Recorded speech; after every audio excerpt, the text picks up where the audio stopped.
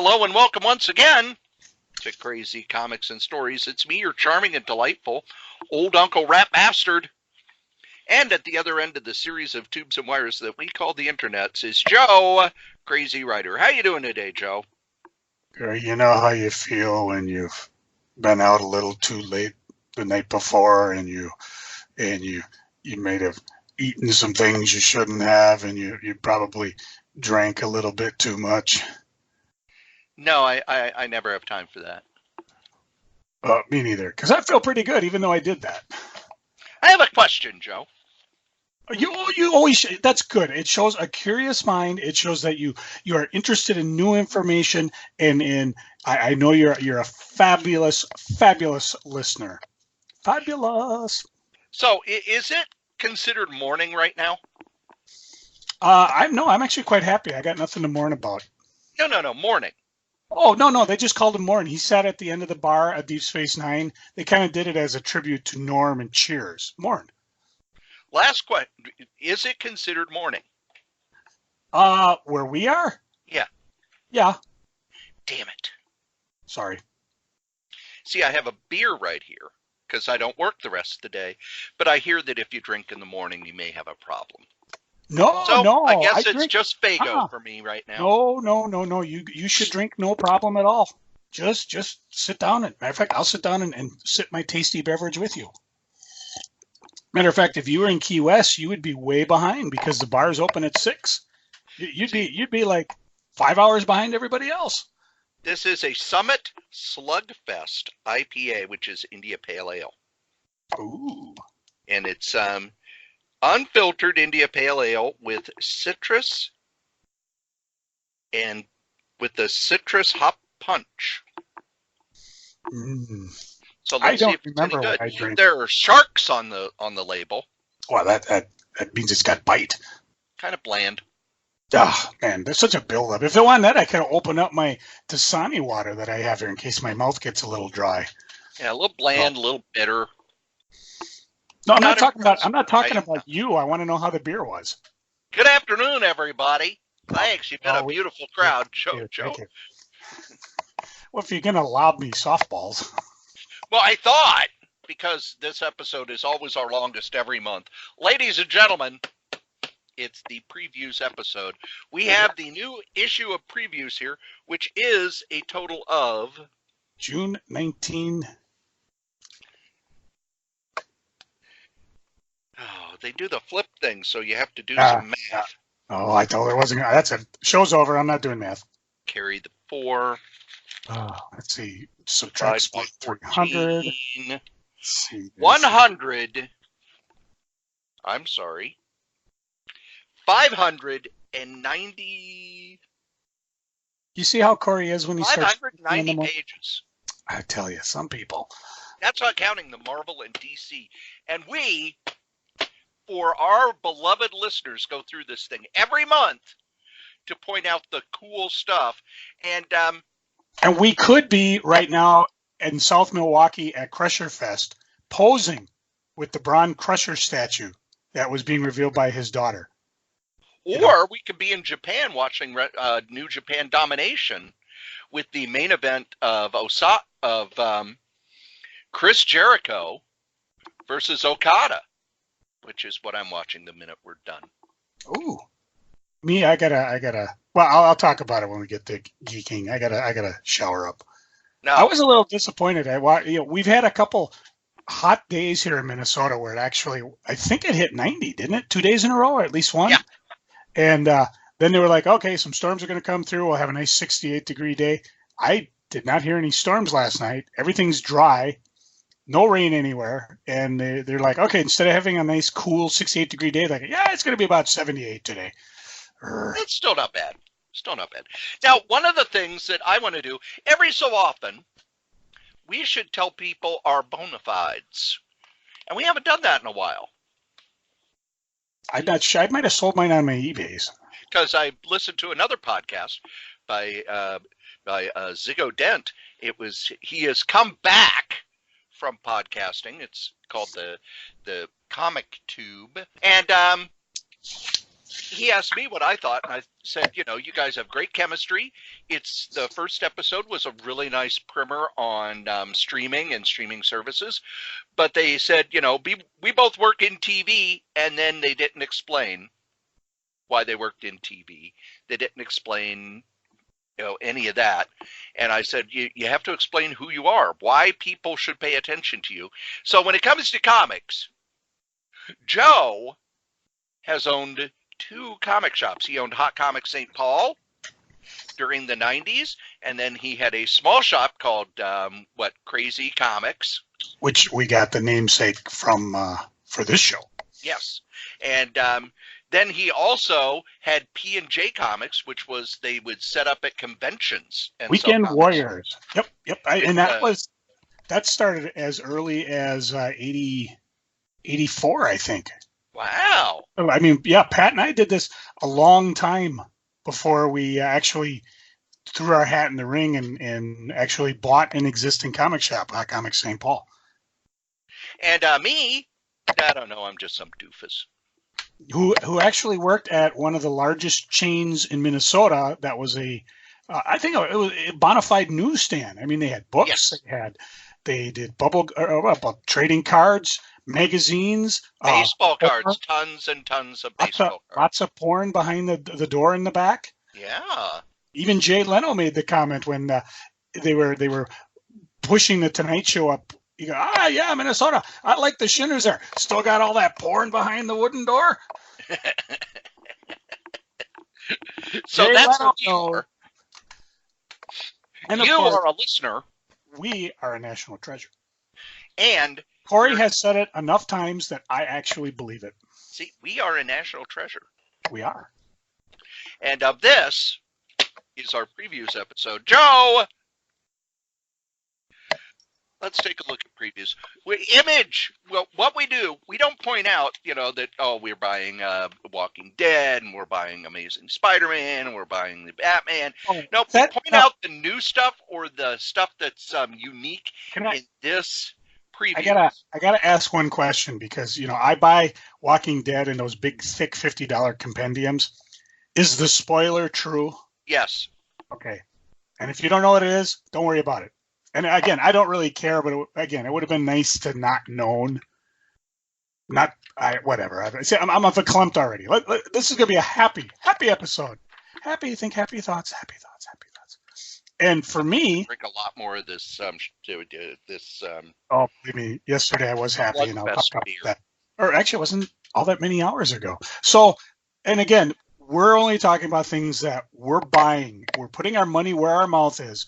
And you're always welcome to send us a quick email or note saying, "Hey guys, I thought I should recommend this." Especially if you're a creator, you want to pimp your stuff on our podcast. We are more than willing to promote you because that's. I tell people, treat us like we're the Tonight Show in the '70s, and you are Bob Hope.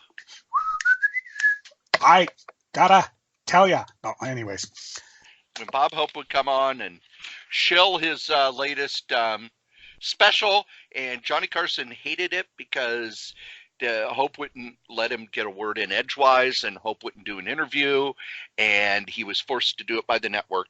But I know when I watched it, it's like, oh wow, Bob Hope's on. Bob Hope, keep Hope alive.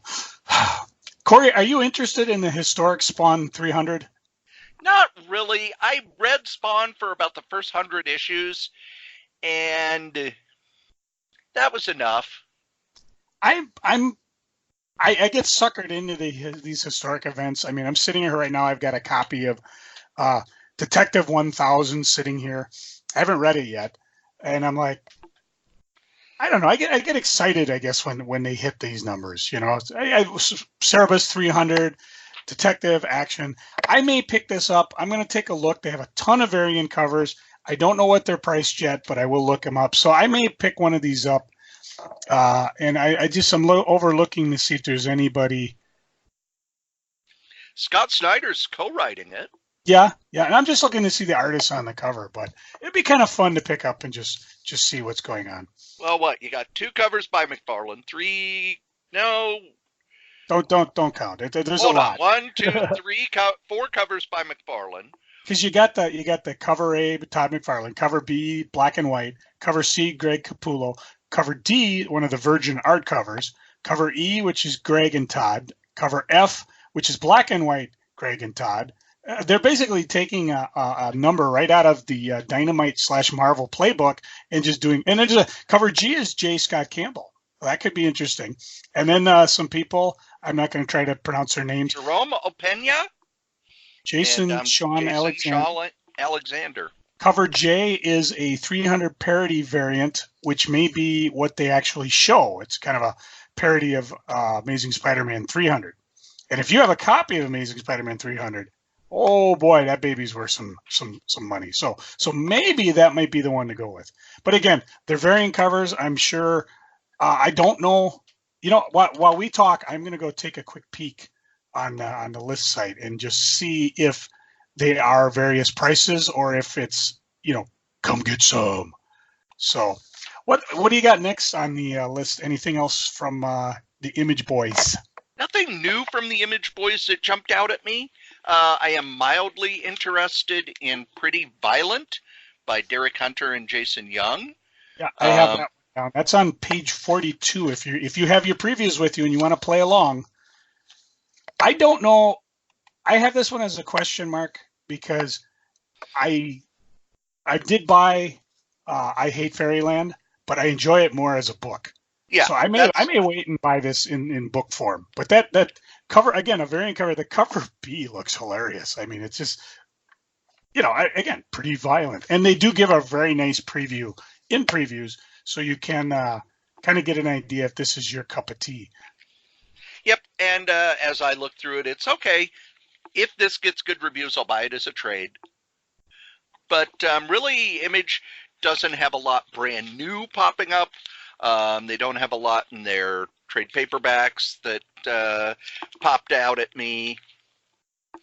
Nothing that I'm not already getting. So I do have one I will point out. If you go back a page to page 38, there's one called Coffin Bound.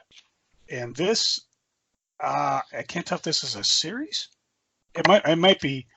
Chased by an unstoppable killer, Izzy Tyborn has decided that if the world won't have her in it, it can have nothing of her at all. She's retreading her life, leaving nothing but burned rubber, ash, sun-scorched bones, and those who get in her way. So that one actually looked kind of interesting. My motif on this is when I usually buy something from Image, I'll pick up the first story arc. If I enjoyed it, I will probably continue it. If not, I tend to just flip it on the eBays here. All right, I'm up to the Spawns. What's the most expensive cover? Okay, you know what? They are all priced the same, with the exception of the there's an incentive Capullo McFarlane Virgin cover, which we talked about, and that is priced at like $85. And then there is a McFarlane Virgin art cover, which is priced $170. So most of the books you can buy whichever one you want. You can go to your retailer and pick up any of them because they're not, with the exception of the two incentive books, they're all priced the same, including the cover D, the Capullo Virgin cover. So now I guess I will probably pick out the Campbell cover because I kind of be interesting to see him draw Spawn. I mean, we've seen him draw lots of women, of course, so it'd be kind of neat to see what he does. It'd be nice if he ever drew a comic book again. Oh, be silly about that. Remember that Spider-Man comic that they announced 15 years ago that they still haven't put out yet? Dude, I remember the Barry Windsor Smith one, A Night with Lois Lane, or A Date with Superman comic they announced that never came out. So yeah. So, but for Image, that's pretty much it. Just those three things that I would recommend or take a look at. Next up, Dark Horse. And again, I've talked about it in the past. I think there's Orville comic book based on the Seth MacFarlane show. Star Blazers Volume 2. Volume 1 came out. Hasn't Has it come? No, it hasn't shipped yet, but it has been solicited earlier. But as far as new stuff, and I'm trying to get the page here on page 86, Berserker Unbound. It's Jeff Lemire's writing it. Mike Deodato Jr. is doing the art and the cover, and there are a few variant covers around. And generally, Dark Horse has it where you can buy whichever one you want. A merciless sword and sorcery warrior finds himself blasted through a wormhole to a modern-day metropolis where he must protect those around him from an evil wizard determined to send him to hell. So, and again, they're doing the same thing over in Marvel, but you had me at Mike Deodato Jr. art. And it's a mini-series, so you're only doing it. I'm not committing to a series. I can get all 4 issues, and then sometime in the future I'll read them, and we'll probably visit it again. Anything on your list? First one is on page 99. Tommy Gun Wizards. Elliot Ness and his team of untouchables work overtime and dangerous criminals that hide in the seedy underbelly of 1930 Chicago, except in this world, Al Capone isn't dealing in alcohol, but in magic. Okay, I win. You got me.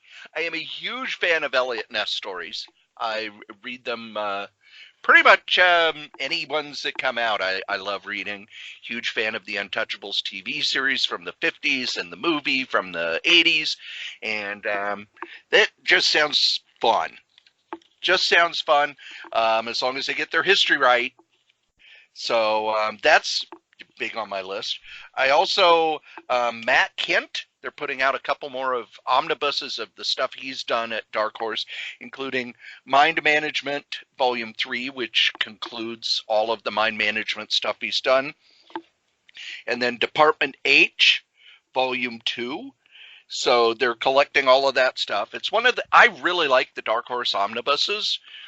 They're not like the Marvel omnibuses, which are big, hardcovers that go for $100 to $150. The Dark Horse omnibuses usually run about $25, and they are regular comic size, but they reprint between 300 and 400 pages. And it's pretty much, okay, the comic is done. Trade paperback sales have dwindled off. If we want to keep it in print, we got to reprint it. They reprint it in these big omnibuses, kind of as okay, here's the last format. They've done it with their Age of Hero stuff, like Barbed Wire. They did it with Hellboy. They even did it with Conan right up until they lost the license, which I thought was pretty cool. And I have all of those books, and they're beautiful. And really, that was about it for Dark Horse.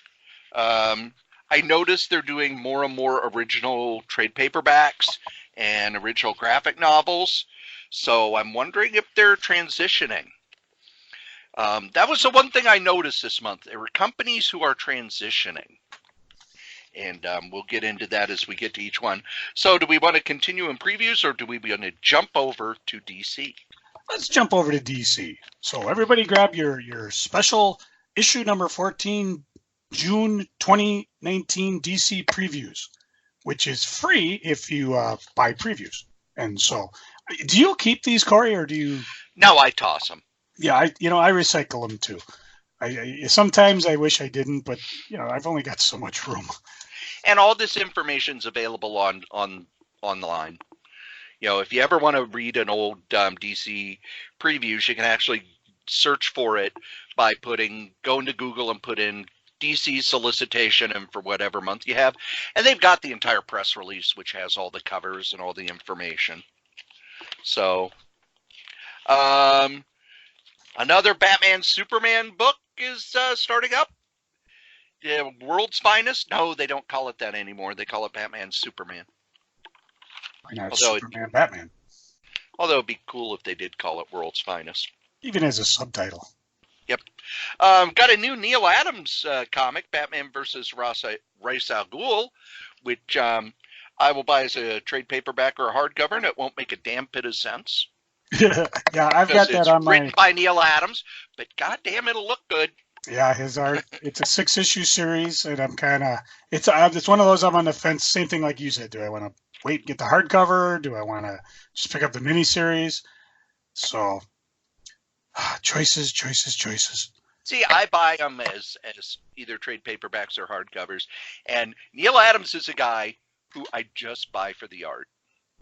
Yes. Because the last Batman story he didn't make any sense at all. It was a mishmash, and there were times I thought they'd printed pages out of order, but nope, that's the story that Neal gave him. And yeah, God bless him, he's always been a bit nuts when he does this. Shall I point you to Skate Man?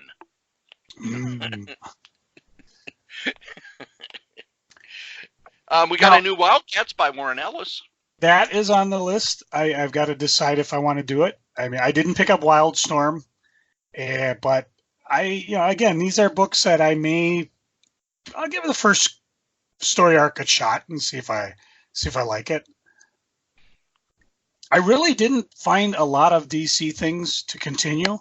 The second issue of the Superman Year One is in there, and that's the Frank Miller thing. What I did look at now, has there been a Final Crisis omnibus before? Yes. I hold it in my hands as we speak. See, now I got to decide, do I really want to plunk down my money and try to get one? Because they're doing a new edition. And I didn't. Well, it's sold out, so they're reprinting it. Yeah, but we all know DC will arbitrarily decide, we're going to cancel this sucker. And at $150, that's a lot of money because we prepay when we do through Discount Comic Book Service. And that's a lot of money to tie up in something that may or may never come out. And I mean, you're talking, it's not going to show up till December. I did not pick it up the first time around, probably because of budgetary things. But I've got, I don't think I got the Crisis Omnibus. I do have, maybe I do. I don't know. It's somewhere. I do have the Infinite Crisis. I know I have the Absolute Crisis. With the ones with all the annotated notes, which I love. And I do have Final Crisis.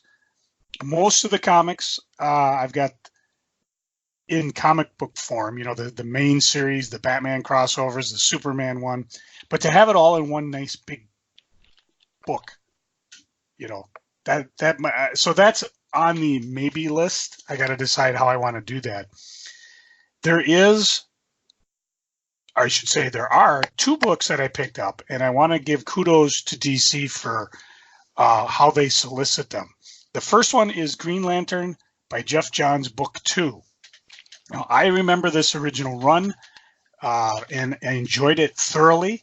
I don't have it anymore because none of them lasted in the Great Purge, because way back in November 2018, they did Book 1. And what I absolutely love is when they solicit it on the bottom here, they say offered again, Green Lantern Book 1, but they also put the month it was solicited. Now, here on my hands here, I have my order book, which is just a notebook that goes all the way back to 2014. Everything that I ordered, I just write down, and I went back and I looked, and I think I ordered Book 1. I don't know where it is. I mean, you should see my books. My graphic novels are almost as bad as my comic books, but it's on my list in my book that I did order it. So I did order Book 2. Same thing, Transmetropolitan Book 2 is coming out.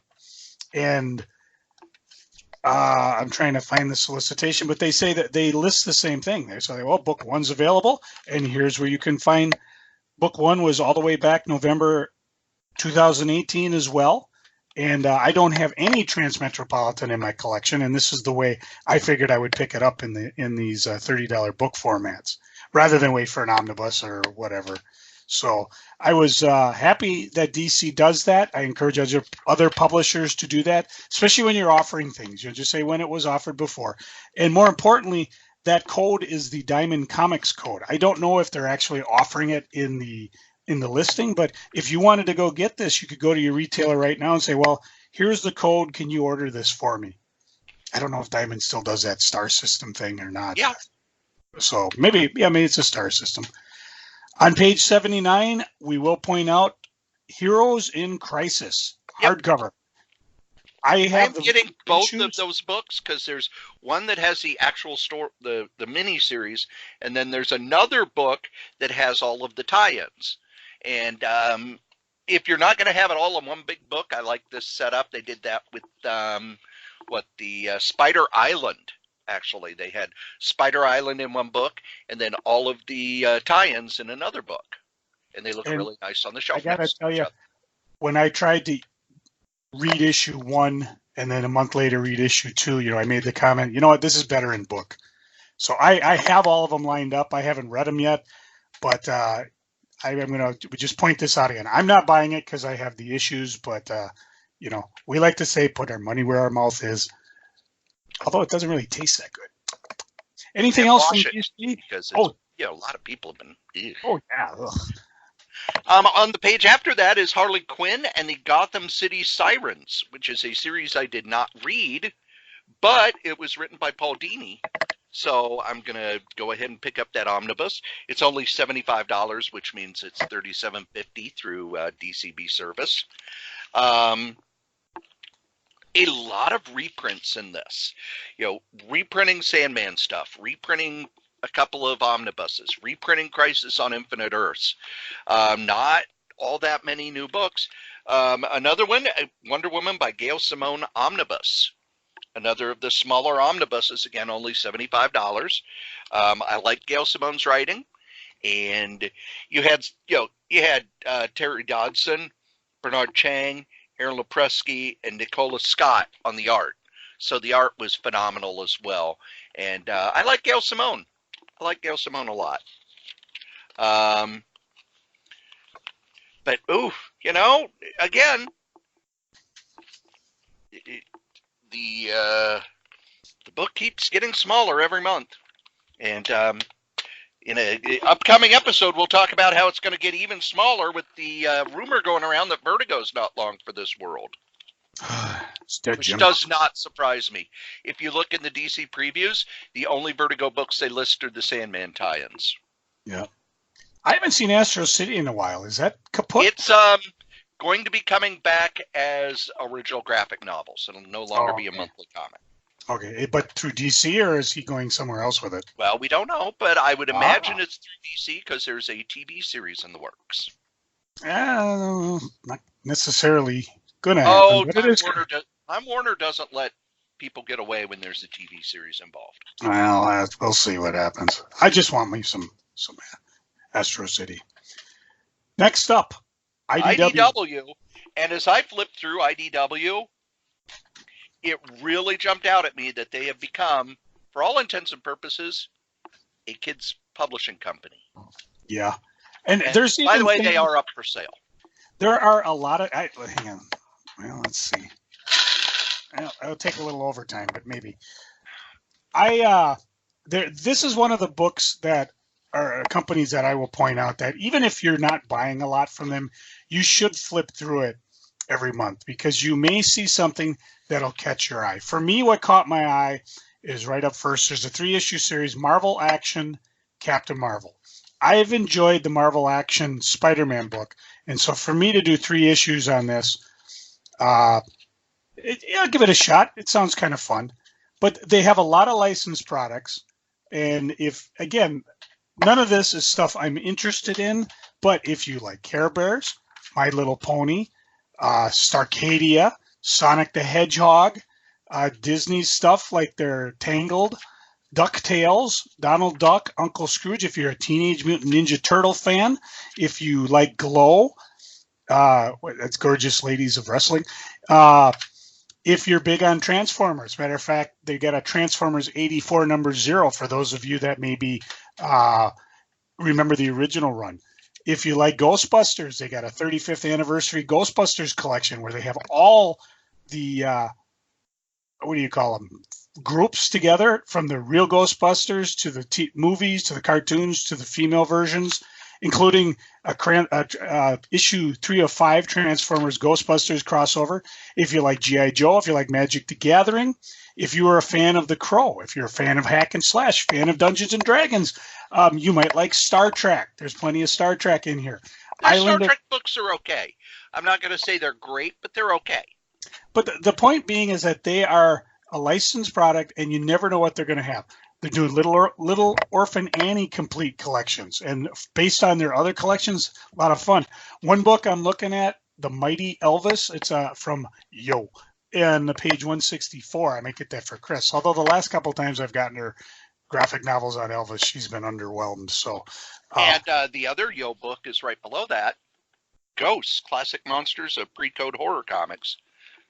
So I may give IDW, this is what I want, but them and Dynamite, which I think is coming up next, isn't it? Or Marvel's next. Marvel's next. So, but we'll get to Dynamite. It's the same thing. Take a few minutes, look through here, because you may catch something that you didn't realize is being published, and it might again, that Ghostbusters 25th anniversary thing looks very interesting. But let's ask her now. Would you be interested in this book, The Mighty Elvis, the graphic biography? I thought it was my turn to wear the damn robe. No, it's mine. I want it. Oh, boy, I tell you. We'll talk about that in geeking, but there is definite tension here in the Ryder household. Sorry, Yo, I tried to get her interested, but she just wants my bathrobe. No pants though. Oh, I didn't. We didn't even get to the back. They got those huge artist select books, which are just beautiful. So IDW, we love you. We may not mention a lot, but I always recommend take a look through there, because when I win that lottery, oh, believe me, this preview show is going to be like 5 hours long. As a matter of fact, I'll probably spend more time saying, here's what I'm not ordering. So onward to Marvel. Onward to Marvel. We got a big crossover, Joe. A big crossover. Absolute carnage. Based on the beginning, they give us like 3 pages. Well, actually, maybe 5 pages preview. Kind of piqued my interest. Not enough to buy it, though. Well, and it's by Donny Cates, who's kind of the big, he's the hot writer right now, and Ryan Stegman, who's also a hot artist. Hot. So I'll be interested to see how this does. Carnage is one of those characters that does not interest me much at all. It's very 90s. It's, what if Venom killed? Venom does kill. Okay, what if he was a crazy serial killer? He is kind of a crazy serial killer. What if he was even crazier? Yeah. So, again, if I hear it's good, I'll buy it as a collected edition. And they're they're probably stuff and printing a bunch of Carnage trade paperbacks and books and stuff. So, yeah. Good. I thought it was interesting, the first page where they actually talk about, they've actually come with an origin of the symbiotes and that. And I thought that was intriguing.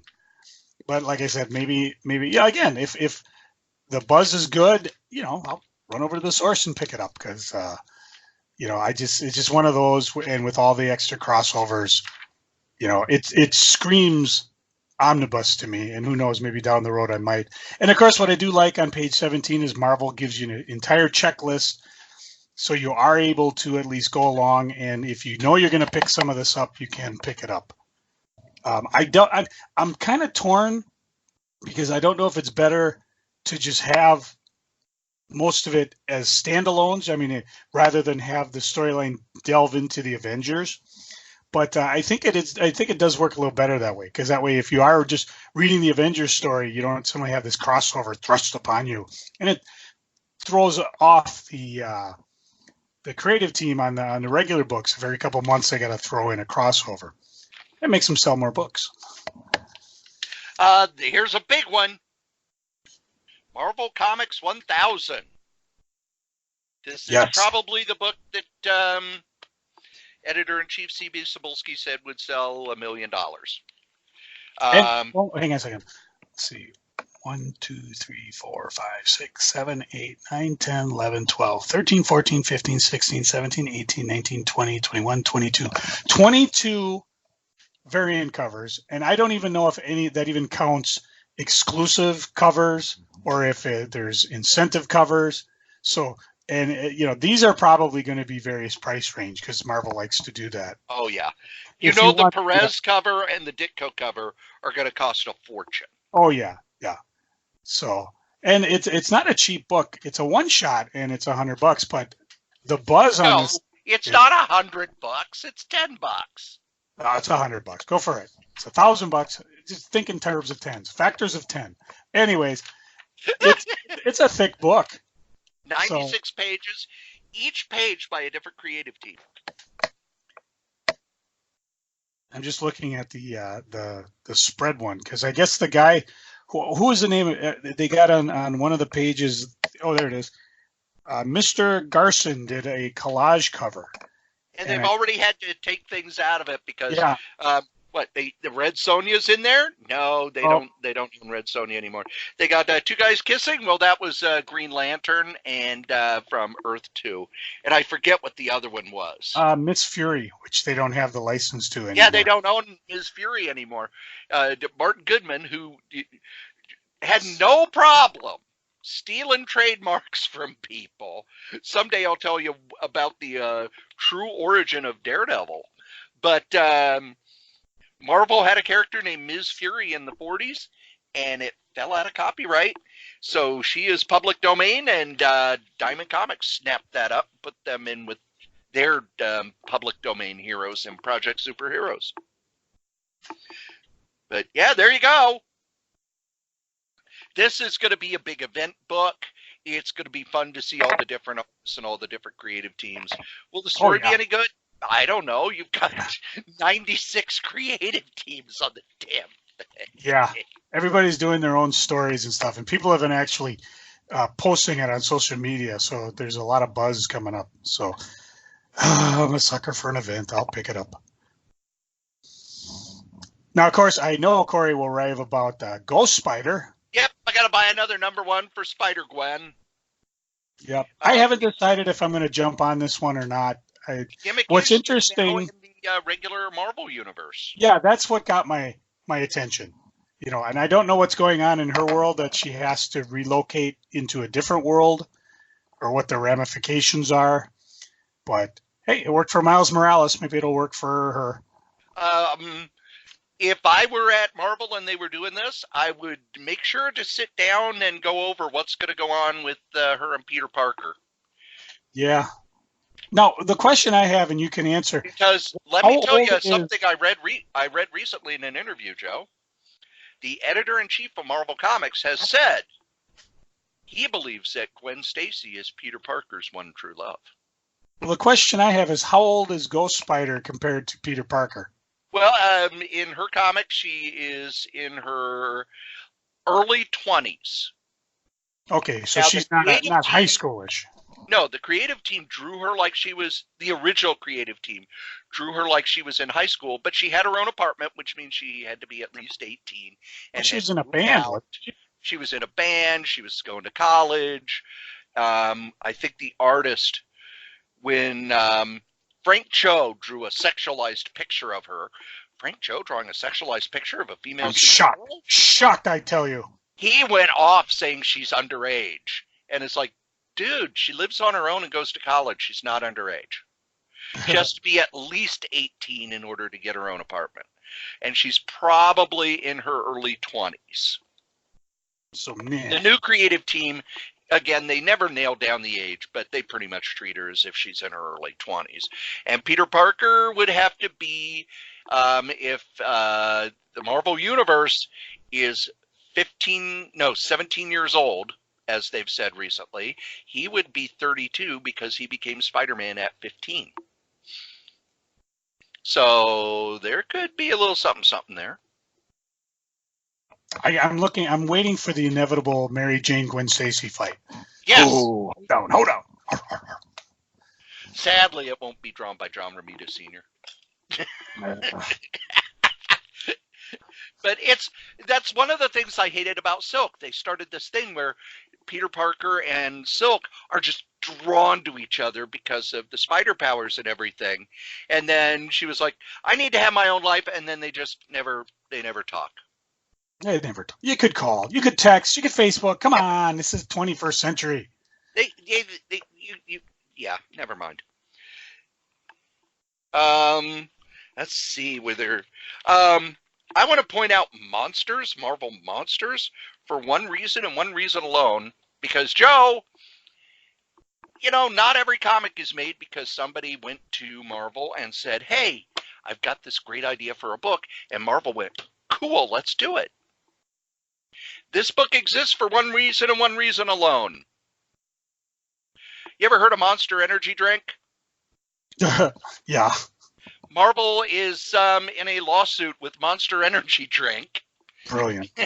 Because they were, that's why you got the Marvel Monsters Attack comic a while back. Who's suing who? They're both suing each other over the name. Dumbass. I mean, you're talking. This is one of those comics that's put out to secure a trademark. It's one of these things where it's so totally to separate audiences. I'd be like, you know what? Let's do a crossover here. This could be kind of fun. Let's, instead of suing each other, let's make an event and put it together. I mean, good God, DC and Marvel co-own superheroes, and it's more of a generic term. I'm sure if somebody's got $1 billion and wants to fight them on it, they could say, I don't care if you are publishing it. It's a generic term. Nobody cares. However, Monster wants to get into other forms of entertainment, and Marvel has to protect. One of the things I'd like to point out, the only reason Scott Lobdell is working in comics is because of copyright protection. Yeah. You know how he broke into comics, Joe? I have no idea. He lived in New York, and every day he would walk by to his job. He would walk by Marvel, and he would drop off stories until they got to know him. And somebody said, in Marvel Comics Presents, there's always a slot where we used to, for minor heroes, so we could cover feature them and maintain the copyright. So he would drop off stories for Shamrock, Arabian Night, all the minor characters. And they'd print them because, hey, we need to have this. And he showed he could deliver stuff on time because he would drop off an 8-page story every day. And when the X-Men came open, one of the biggest problems with the book, the reason, you remember when John Byrne came on the X-Men and then left almost immediately? It's because the art was running so late, he was the one who had to script in a day or two to get him back on time. And he said, no, I'm not. I don't care how much money it is. I'm not doing that. Scott Lobdell, they could give him the art and he would come the next day and drop off the story. Remember when he was at the shop and fans would say, what's coming up in the X-Men? And he'd go, I don't know. That's how he got hired. There are a lot of people in comics who got their jobs, not because they're great, but because they could do the stuff on time. Butch and I go round and round all the time about Al Milgrom. He thinks Al Milgrom is the worst artist in the world. Al Milgrom is not a good artist during certain periods because at Marvel, he was an editor, so he was on staff, but he was also an inker. So if a book was really late, they could bring it to him and say, could you do this over the weekend? We've got to have it by Monday. And he's talked in interviews about how he started getting this reputation for being a terrible inker, but Marvel would keep coming to him and saying, we need 20 pages by Monday. So he would have to rush it through. And, people get bad reputations for stuff like that. Remember, Mike Deodato would farm out his work and it all looked like Jim Lee clones. And then when he finally quit farming out his work, you saw his style and you went, holy shit, this guy's great. So there's some back behind the scenes stuff for your comics. Monsters by Cullen Bunn. You've got like 5 or 6 artists on the damn thing. Basically it's a one shot that will have all the Marvel monsters in it, so the copyright. Agent of Atlas is coming back. Very different in that it's going to be all Asian heroes. Amadeus Cho, Silk, Shang-Chi, Wave, and Jimmy Woo. So it's co-written by Jeff Parker, who's the creator of the original Agents of Atlas. So I'll give it a try. I think the only other thing from Marvel I'm looking at is way back in page 115 in the graphic novels, the final Jim Starlin book, Thanos, the Infinity Ending, original graphic novel hardcover. There was literally no other graphic novel I was interested in. There's another comic I'm interested in, Power Pack, Grow Up #1. This is another one of the Marvel books they're doing where they're reuniting classic creative teams. Kind of a one last hurrah. I think there's a Peter David book in here too. Peter David doing a Silver Surfer mini-series. We talked about it last month. It's not so much a mini-series, just some one-shots that are all connected together. Yeah. But, yeah, no, I have that on my list. Let's see. There is a Amazing Spider-Man Venom 3D polybagged reprint of Spider-Man number 300. Gosh, I wonder why they're doing that. Yeah. Even I noticed DC, and I didn't mention any of them, but they're starting to do facsimile editions, which I think is kind of cool. I kind of like that idea. I mean, they're doing a House of Secrets 92, which was the first Swamp Thing by Len Wein and Bernie Wrightson, and then I think there was a Batman 232, which I think isn't that the first appearance of Ra's al Ghul. Yeah, from I had to be in the 70s. Yes. So, but I kind of like that. I mean, and I don't know. I guess I kind of dig it because if you want a copy of it, it's kind of fun just to see what was there. I believe they reprint everything, the ads, the letter pages. So kind of a brief look in history. Or go out and buy your, multiple $100 copy of the original. We got choices here in America. That's what makes comics so much fun. I was not interested in the True Believers books. They are all Carnage books. Yeah, same thing. For me, in the trade paperbacks, first is the Timely's Greatest, The Golden Age Human Torch by Carl Burgos omnibus. Burgos was the original writer-artist of the Human Torch, and this collects all of his Human Torch stories. All the way up to, let's see here, Marvel Mystery Comics 2 through 34 and number 83. Human Torch Comics 2 through 7 and 26. All Winners Comics 1 through 4. Young Men 24 to 28. By the way, Young Men was the Atlas book in the 50s that brought back the superheroes. It brought back Captain America, the Human Torch, and Submariner. And Submariner stayed around the longest. Why was that, Joe? Does Joe know? Why did they keep printing Submariner even though sales weren't that great? Because he threatened them? No, because there was the Dumont Network was looking at doing a Submariner TV series. Dumont. Dumont. Another of the great big huge books, Ditko is Amazing. Yeah, we know that, but what's the book? It's Amazing Spider-Man number 3, 11 through 13, 24, 31 to 33. Joe, what is Amazing Spider-Man 31 to 33? I can't remember the name of it. But that is the quintessential Spider-Man where he's trapped under tons of wreckage. I believe he was fighting Dr. Octopus, wasn't he? Yes, the Master Planner trilogy. Oh, yes, yes. And this is the one where the book is big as a door. You could probably learn more reading those issues than most people, almost anything else in comics.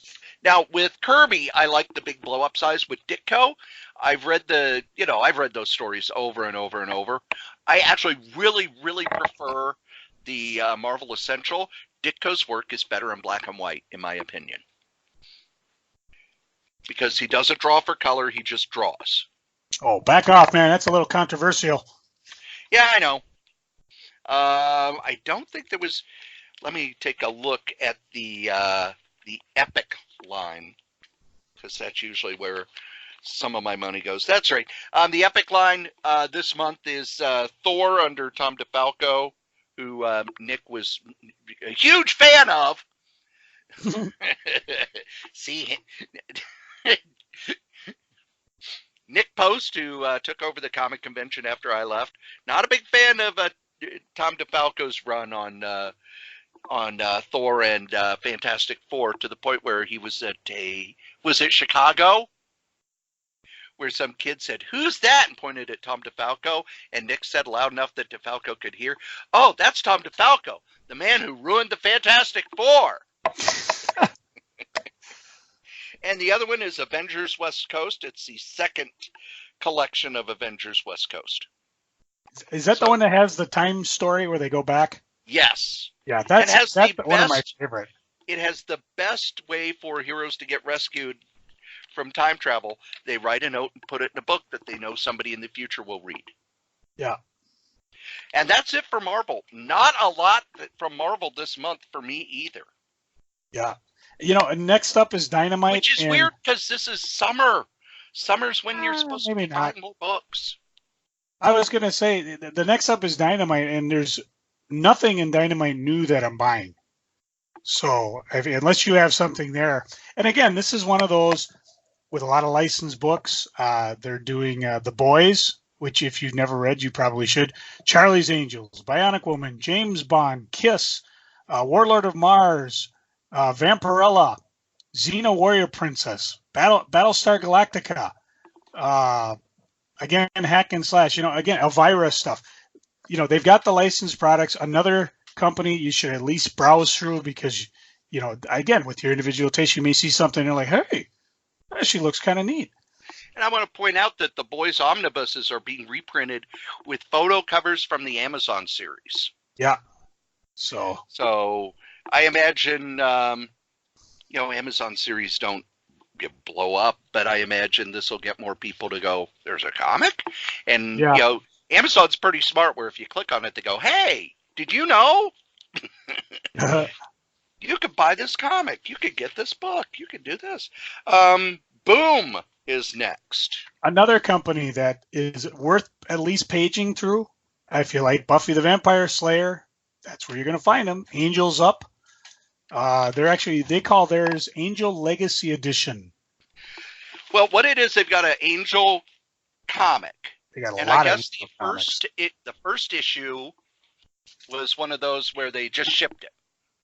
Looks like they're doing 4 monthly or because weekly. They've already put out. No, they've already put these books. They've already put 1 and 2 out. So it's okay. You didn't know this was coming, but now you can order it. And then the Legacy Edition book is what they're calling the reprints of the old Dark Horse older stuff, comics. Yeah. Some of these are Dark Horse, and these are Dark Horse, but they're also going to reprint the IDW books, which if you're a Buffy fan, those IDW books are hated. They're just hated because they didn't quite follow continuity and they weren't very well done. And that's why when they came back to Dark Horse said, yeah, we're not reprinting those. Well, of course, if you are a Buffy fan, they're publishing Buffy books. So you got that going for you. And it's a whole new continuity, by the way. Oh, yeah. Whereas the Dark Horse followed the TV continuity and expanded on it. These are an all-new continuity. Boom also has the Power Ranger license. They're doing a WWE comic. Not anymore. The WWE it comic has ended with issue 25. Ooh. So, that's a pretty good run, though. That's 2 years. Yeah. And a lot of variant covers in that, too. So, and they got some interesting books. On page 225, The Art and Many Other Mistakes of Eric Powell, which I love the little guy in his shoulder. Overrated. I just got the Goon book. I haven't started reading it yet, but I got the Goon book. So if you're a fan of someone who Jim Henson's Dark Crystal. Again, another company that, just Adventure Time, they do them. They got a Cartoon Network gift set. So there's a lot of stuff there that, these 3 companies, IDW, Dynamite, Boom, always take a quick look because you never know what they're going to come up with. And it may, again, Cory and I it might not jive with our interests, but it may jive with yours. Again, my kids and my wife are big Buffy the Vampire fans, but when I bought them the Dark Horse Omnibus, they're kind of like, their response was tepid at best. Yeah. Which was disappointing because they were actually seasons and I don't know if they were written by Josh Whedon or if they were he was guiding them or what the deal was. He was guiding them. I think he wrote the first season. He was much more involved in the writing. But again, as it went on, he became more and more detached because, the Avengers paid him a little more. Oh, yeah. Follow the money. And now we get to everything else. I got to tell you. One thing I want to point out, though, before we get to everything else, just the what they call the premier publishers, that was 233 pages. Yeah. And now the problem here is everybody else is you've got a little tiny, unless you pay for a little bit more, you got a little tiny box to try to catch my attention. And the first thing and I'm not talking, there's a lot of things I'm ordering. They're things that I've talked in past podcasts, so I'm not going to mention it. But what I'm really looking at are number ones. For example, my first number one, and I'm sure we're going to bounce back and forth a lot, is way up on page 321 under Humanoids Press. Now, we've talked about Ignited, which is a book that Mark Waid's doing, a superhero type book, but there's a tie-in to it called Omni, where a young doctor mysteriously acquires superpowers and quickly discovers that she's not the only one. And of course, there seems to be a code that she can't seem to break that has a truth behind the Ignited. And Devin Grayson's writing it. They didn't mention the artist. Yeah, the artist is to be determined, which makes me concerned. Actually, I think they did. Across from the page is a big... Across from the page, they have an artist named. Art by... But then art to be determined. Well, no, they say art by Ariella Christina. I can't say it. Cristantina. So it's like, why in the ad do you mention the art, but in the solicitation you have to be determined? So either way, take it for what it's worth. But it's a tie-in. I haven't read The Ignited, but I do like Mark Waid. And if it's a tie-in, I've liked Devin Grayson's stuff in the past. So I will go with that. Anything else? Yeah, I know. I mean, I took a big jump. I'm way in the H's. Is there anything before that, Cory? That Yep. Page 246. From Action Lab, the second volume of Spencer and Locke. I mentioned Spencer and Locke when the first trade paperback came out because it was so good.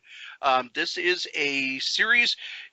Joe, what would it be like if Calvin and Hobbes stayed together? Calvin grew up and became a police detective. That's what this book is. The art is wonderful. And the second story deals with, let's see here. Detective Locke and his imaginary partner Spencer against the derelict, their most deadliest foe yet, Roach Riley. I wonder who that could be. Because roaches they're almost beetles. A scarred former soldier transformed into an acolyte of violence and terror. And, so it's Calvin and Hobbes versus Beetle Bailey. I'll stick with Weapon Brown, thank you. Was really good. I imagine the second series will be just as good. So that's one I want to point out. In Archie, there are a couple I want to point out. First is I've talked about how they're doing the reprintings and the little smaller books of classic series. Well, they're doing a Katie Keene book. And the reason they're doing that is there's going to be a Katie Keene series on the CW. Katie Keene was not a humor book. It was a romance/fashion book. Not my cup of tea, but I wanted to point it out because it is going to be a TV series. But then right next to it is the Archie 100-page Comics Jubilee. These books are amazing. They're digest size. They're 1,000 pages for $15. You throw this in your bathroom and you're set for a year. Yeah. I actually keep one in my car in case, because I like to keep at least one or two books with me at all times in case, you get stuck somewhere. Like when I had my eye appointments, I always had my Kindle with me. Why? Because your appointment's at 10:30, but they're not going to see you till at least 11. You have to be there on time. but they've had so many people crammed into their schedule, there's no way they can keep up. So you just read. But these are great books, over 100 stories for $15. It's the classic stuff. It's usually from the 60s, 70s, into the 80s, sometimes some 90s stuff. If they have older stuff, they actually will have an introduction giving you a little historical background. But it's a fun way to read the books. Let's see what else I am way back.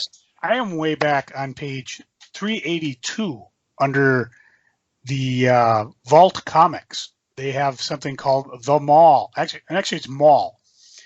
Here in the heartland of US of A, the world has ended. But worry not, because the mall still stands. And within the wall of this consumeristic mecca lies a new world order, box store tribes, and name brand gangs, all vying for limited space and resources. So actually, you can worry, especially for poor Andre Reed, who, after the assassination of a tribal leader, has to navigate the Mad Haven to prove his innocence and prevent the end of the world again. And they also are doing tribute covers. So if you kind of wander through, and not only that, but you look at their other books, you're kind of like, hey, that one kind of rings a bell. I wonder where they made that one from.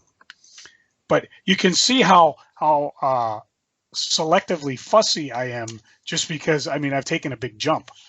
But there is a section, I do want to point out one thing, and this is not a book that I'm buying, but it is something, again, you may be interested in. I know my daughters certainly were.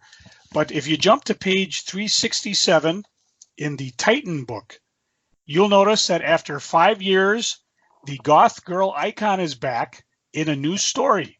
Writer-artist Roman Dirge is bringing back Lenore after 5 years. Trapped in her home by a murderous pickle, everyone's favorite cute little dead girl is out of time and out of friends she can eat.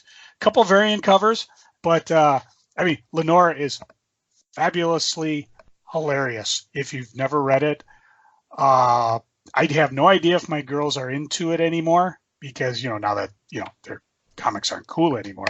But this is one of those that I want to shout out, because you may be a fan of Roman Dirge. I am a fan of Lenore, and you would think, oh, he's going to show up in slave labor or way up front.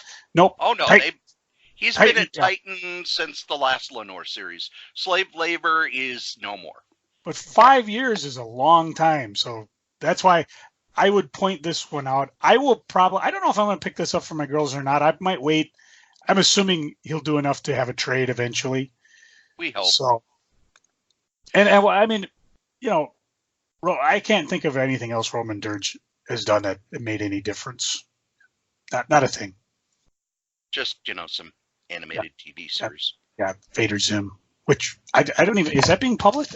Again, Oni. Yeah. Oni is publishing that. Another company that rates up there with Dynamite and Boom and IDW that you should take a look through, because they might have a licensed product that you go, I didn't know they were publishing that. One of my favorite comic creators is Jeffrey Brown. I became a huge fan of his with his autobiographical books, but he has completely changed what he does now. If you go to page 298, you'll see the latest of his Star Wars books. These are Star Wars books for kids. This one is Ray and Pals. He's the one who did Darth Vader and Sons, Vader's Little Princess. This is Ray and her pals. These are just fun books. It goes at the Star Wars stuff from a different angle. This is a book that I've had for bajillions of years, but it's being reprinted for the first time in ages. Joe, go to page 314. 314? I was just on 314. There. Stephen King's Cycle of the Werewolf, illustrated by Bernie Wrightson. They actually did a movie of this because Bernie Wrightson's art, basically Stephen King took it in and they were like, wow, this art's amazing. This is going to be a great movie, before reading the book. I thought you were going to talk about Frank Cho Ballpoint Beauties. Actually, I know a story about that, Joe. Take a look at the price. Only $20? The publisher is now going to lose money on it. Because? Tariffs. Oh.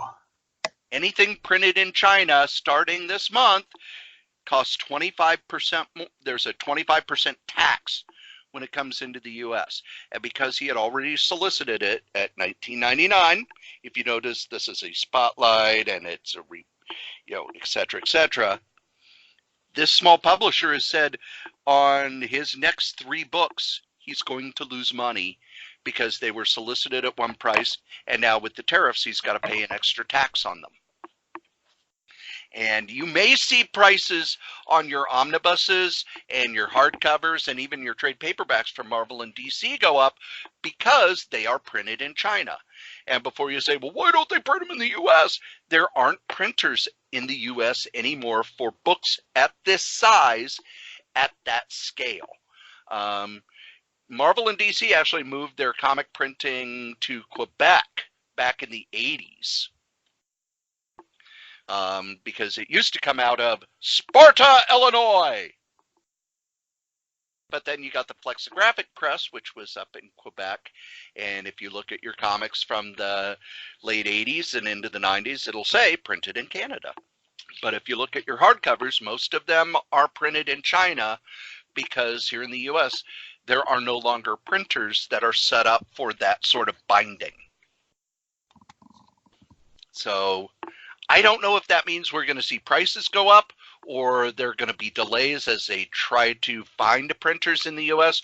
or even if they go to a printer and go, hey, can you reconfigure to print this stuff?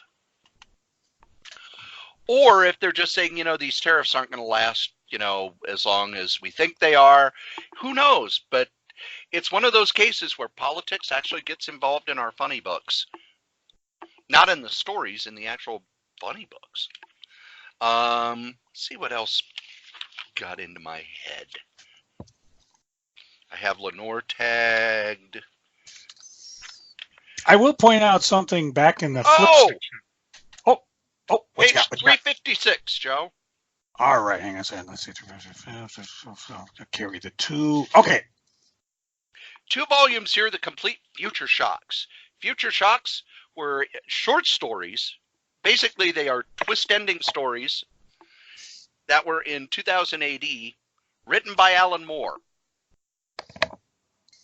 And this is the first time they have printed all of them in 2 books. There have been books in the past that printed the best of them, but this is going to be all of them. So it's 320 pages for volume 1 and 272 pages for volume 2. And I would imagine if you are listening to this, 99% of you have not read these Alan Moore stories. So I want to point those out. They're just fun, twist-ending stories. A lot of them are kind of joke endings. And it's one of the things people say about Alan Moore is, oh, he doesn't have a sense of humor. Yeah, he does. Yeah, he does. And I'm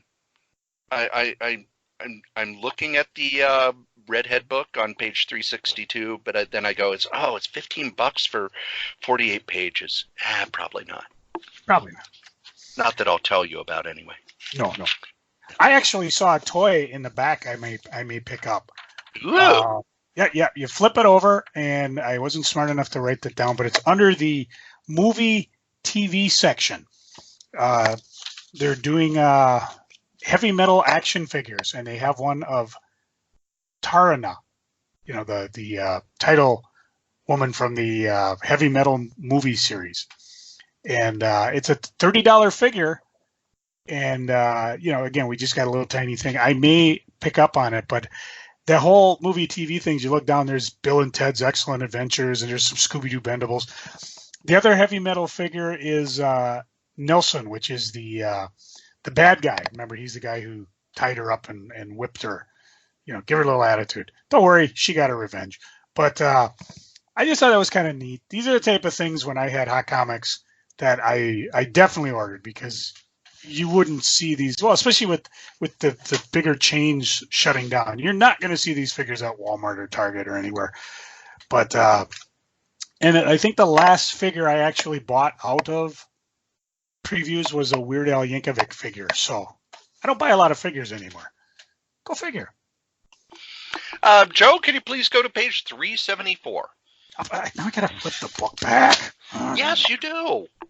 374. All This right. is the stuff from Tomorrow's. Now, you know, Oh, they got the comic book creator, they got the back issue, they got, but there is a book, Jack Kirby's Dingbat Love, which is a stupid name. However, these are the final complete unpublished Jack Kirby stories in existence, presented here for the first time. There are 2 unused Dingbats of Danger Street. And what that was, Dingbats of Danger Street, was a kid gang. Because kid gangs were hugely popular in the 40s and into the 50s. And one of the things that DC would have Kirby do is, you know, okay, you were really big with kid gangs, create a new kid gang. And Dingbat was a huge word because of All in the Family.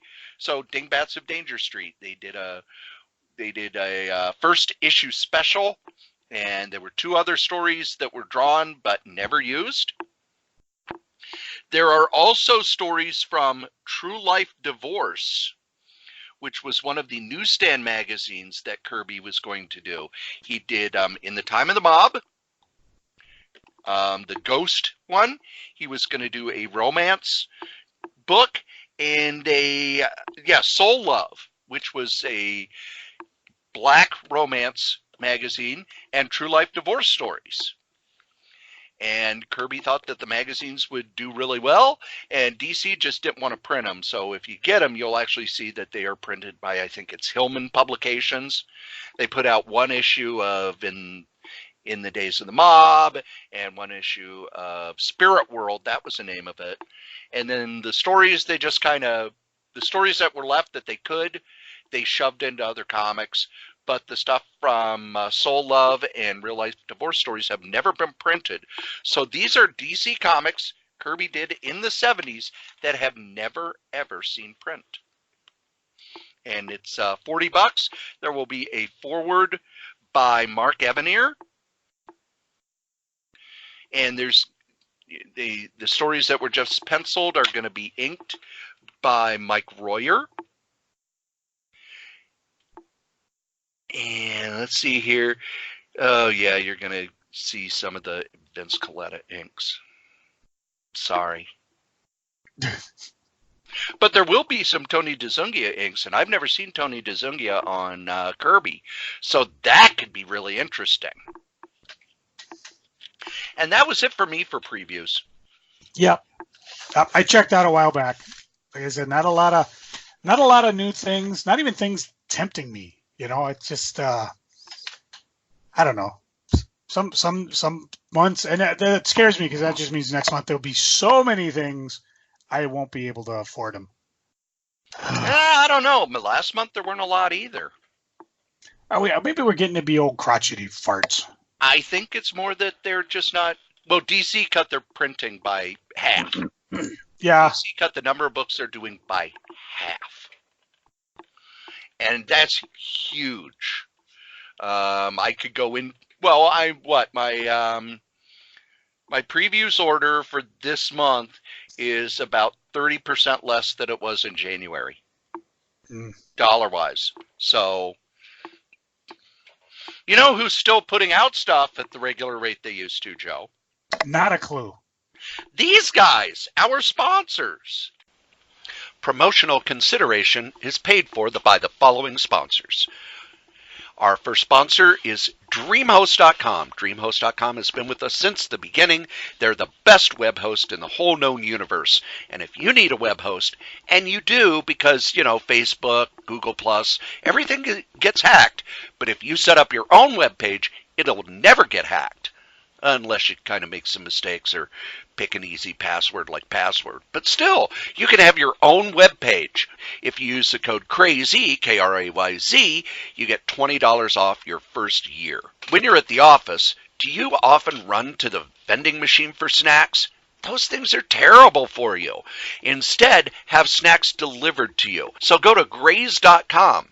Grace.com has healthy snacks that you can decide what kind of snacks you want, how often you want them, whether they get delivered to you, or if you choose them every time. I myself get the subscription box every 2 weeks so that I have healthy things to eat when I'm at work. You can get a free box by using the code CORYS3R5P. Matter of fact, use that code, your fifth and your first box are free. Again, that's CORYS3R5P. If you'd like to advertise on any of the Solitaire Rose Podcast Network shows, you can. Just send us an email at solitairerosenetwork@gmail.com. Thanks. You'd think you know by now. And I'm not putting out as many podcasts as I used to because, I kind of have a life and 2 jobs, but I'm still putting out other podcasts like these. The Solitaire Rose Radio Network has all sorts of podcasts for you. There's, of course, Crazy Comics and Stories, where myself and Crazy Joe Ryder get together once a week to talk comics. We review comics, we talk about upcoming comics, we talk about comics history.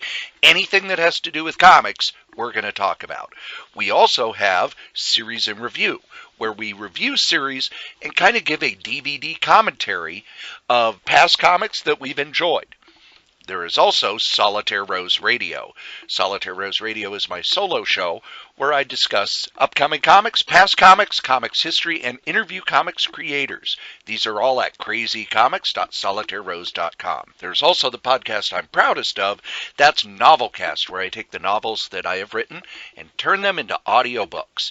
That's at novels.solitairerose.com. Over at Bad Advice, myself, Dan Moore, and Wolfie B. Bad take your questions and give you bad advice. It's at badadvice.solitairerose.com. Now, don't think that I'm doing all the podcasts, because there's also Scrabbling Across the West by Dave Coffell and Stephanie Coffell. Dave is a musician and Stephanie is his wife. They travel the country performing music and playing Scrabble over at scrabbling.solitairerose.com. And finally, the newest member of the Solitaire Rose Radio group, that's Fantastic Forecast, where myself and host of For the Love of Comics, Adam Vermillion, go over the series The Fantastic Four, 4 issues at a time. That's available at fantasticforecast.solitairerose.com. If you would like to advertise on any of these podcasts, you can. Just email me at solitairerosenetwork@gmail.com. Thanks. And now we get to Joe's favorite part of the show. No, not where I drink another beer and say, it tastes isn't that bad. It's, Joe, what's going on the eBays? Compared to what's been going on last couple weeks, it's a little bit of a slowdown, but it's to be expected. And I think people are gearing up because it's con season. So, of course, we're all looking forward and trying to scope. I mean, will there be another Thanos copter available at San Diego Comic Con? All those toy exclusives that I got mine right here. I've got mine. It's still in the box. That's what type of guy. I haven't opened mine yet, but I did open the Spider. But I opened the Spider-Man mobile, so I got some fun going. So, but let's see what has sold. Cory, you remember Super Team Family? Yes, I do. 70s? Yeah, I have a couple select issues from there. Most of them very fine and near mint. This one was number 13, which had Aquaman, Atom, and Captain Comet. And I think they were all in their own stories. It doesn't look like they were. Look at that. Milgram did the cover. Who'd have thunk? They get these workhorses out there. Also from 1977, I had a copy of Justice League of America 150. Which started a series of giant-sized books, which were actually kind of fun because they were all standalone stories. And they also, I think the underlying theme was the impending wedding of Ray, the Crippler Stevens? No, the Atom and Jean, who we all know that turned out. I think they're still married. I think that union lasted pretty well. No fallout or anything. No. Again, if you are a Firefly fan, I had some Firefly variants up there. And these, who were these published by? Oh, Boom published these for a while. And these were, of course, the con. These go to the charity with the con. So One of them sold. I think I had a number 4 black and white variant, and I might have a few more up there. Go take a look at it. And then Marvel Comics Presents number 3. I had one of the variants by how do you say it? Neal Francis Yu, which he does a lot of them. And this one again, it's one of the con ones. They gave me a bunch of stuff, and I'll be blowing it out and then giving the money to them for the charities. I did finally give up my Batman number 4 Walmart copy, the first appearance of Ginny Hex. I just, I read it and I'm like, you know what? They're reprinting it. I don't really care if I have it. Cory loves the Walmart books. I'm less enthused with them. Good package, but and some of these books are going crazy, especially the number 4, because it is her first appearance and now she's a major player in the Young Justice series that Bendis is doing. We did get a run of Warlord of Mars, and I think you say Deja Thoris. Yes. The hot chick, and of course these are all the hot covers. A lot of the variants are still in with the collection that the con guys had, but they've given me some of the higher price variants that I put up. And the first one sold was the number 5. This all the way back 2011 from Dynamite. And this was back before they could call it Ron Carter. They had to just call it Warlord of Mars for whatever reason. Copyrights, obviously. But this was Joe Jusko doing the variant covers. So, it was hot. Hot! And speaking of Warlord of Mars, issue 100 from 2014 sold. This was the risque variant. Ooh, she went a little topless. Ooh. The issue 100 was a real thick square-bound book. And somebody made an offer for it. This was a con book, and I've been sitting on it for a couple years, a couple shows, and I figured, what the heck? Let them have it. Let them have a deal on it. That's the type of guy I went. The last one that I sold of note was one of those Amazing Spider-Man 666 comics. And what they did is they had a ton of store variant comics. And the one that I sold was from Cosmic Comics. I visited them. This is if not the largest, definitely the oldest comic store down in Las Vegas. They've been around for well over 20 years. And when I visited them, go back, dig up the old podcasts when I was in Vegas for 3 months, because I visited all the stores there, and I did visit Cosmic Comics, and I did pick up one of the variants. And I remember going there. Can't keep everything. Gotta watch it. If my wife hears me say that, I'm in big trouble. So, and of course, there's more stuff coming up. I've been actually adding quite a bit. I've got some interesting consignments coming up where people have contacted me to sell stuff for them. And then you, the listener, of course, you get first crack at it. If you do buy something and send me a quick note saying that you are a listener of this here show, I tend to be nice and toss some fun stuff in just as a thank you for listening to us and for buying from me on the eBays. Krayz. Store is up 24/7, so you can shop anytime you want. Come get some. Anytime. Oh. Anytime at all. Oh, and now we get to my favorite part of the show. No, not where I finish this beer and go drink a good one. Ooh. It's Freaking a Geeking. Joe, what are you freaking on? All right, hang on. Well, first off, I can't find my freaking list. Oh, there it is. You know what? I think we should just throw in the towel and quit this here show. You can quit. I'll replace you. No, Reginald's always knocking at the door. Forget it. It's over. The podcast landscape has just gotten too big, and of course, we've extended invitations out forever. He ignored us, and now we know why. Because Barack and Michelle Obama landed with Spotify to do an exclusive podcast. Totally ignoring us, a national treasure. We've asked him to come on our show.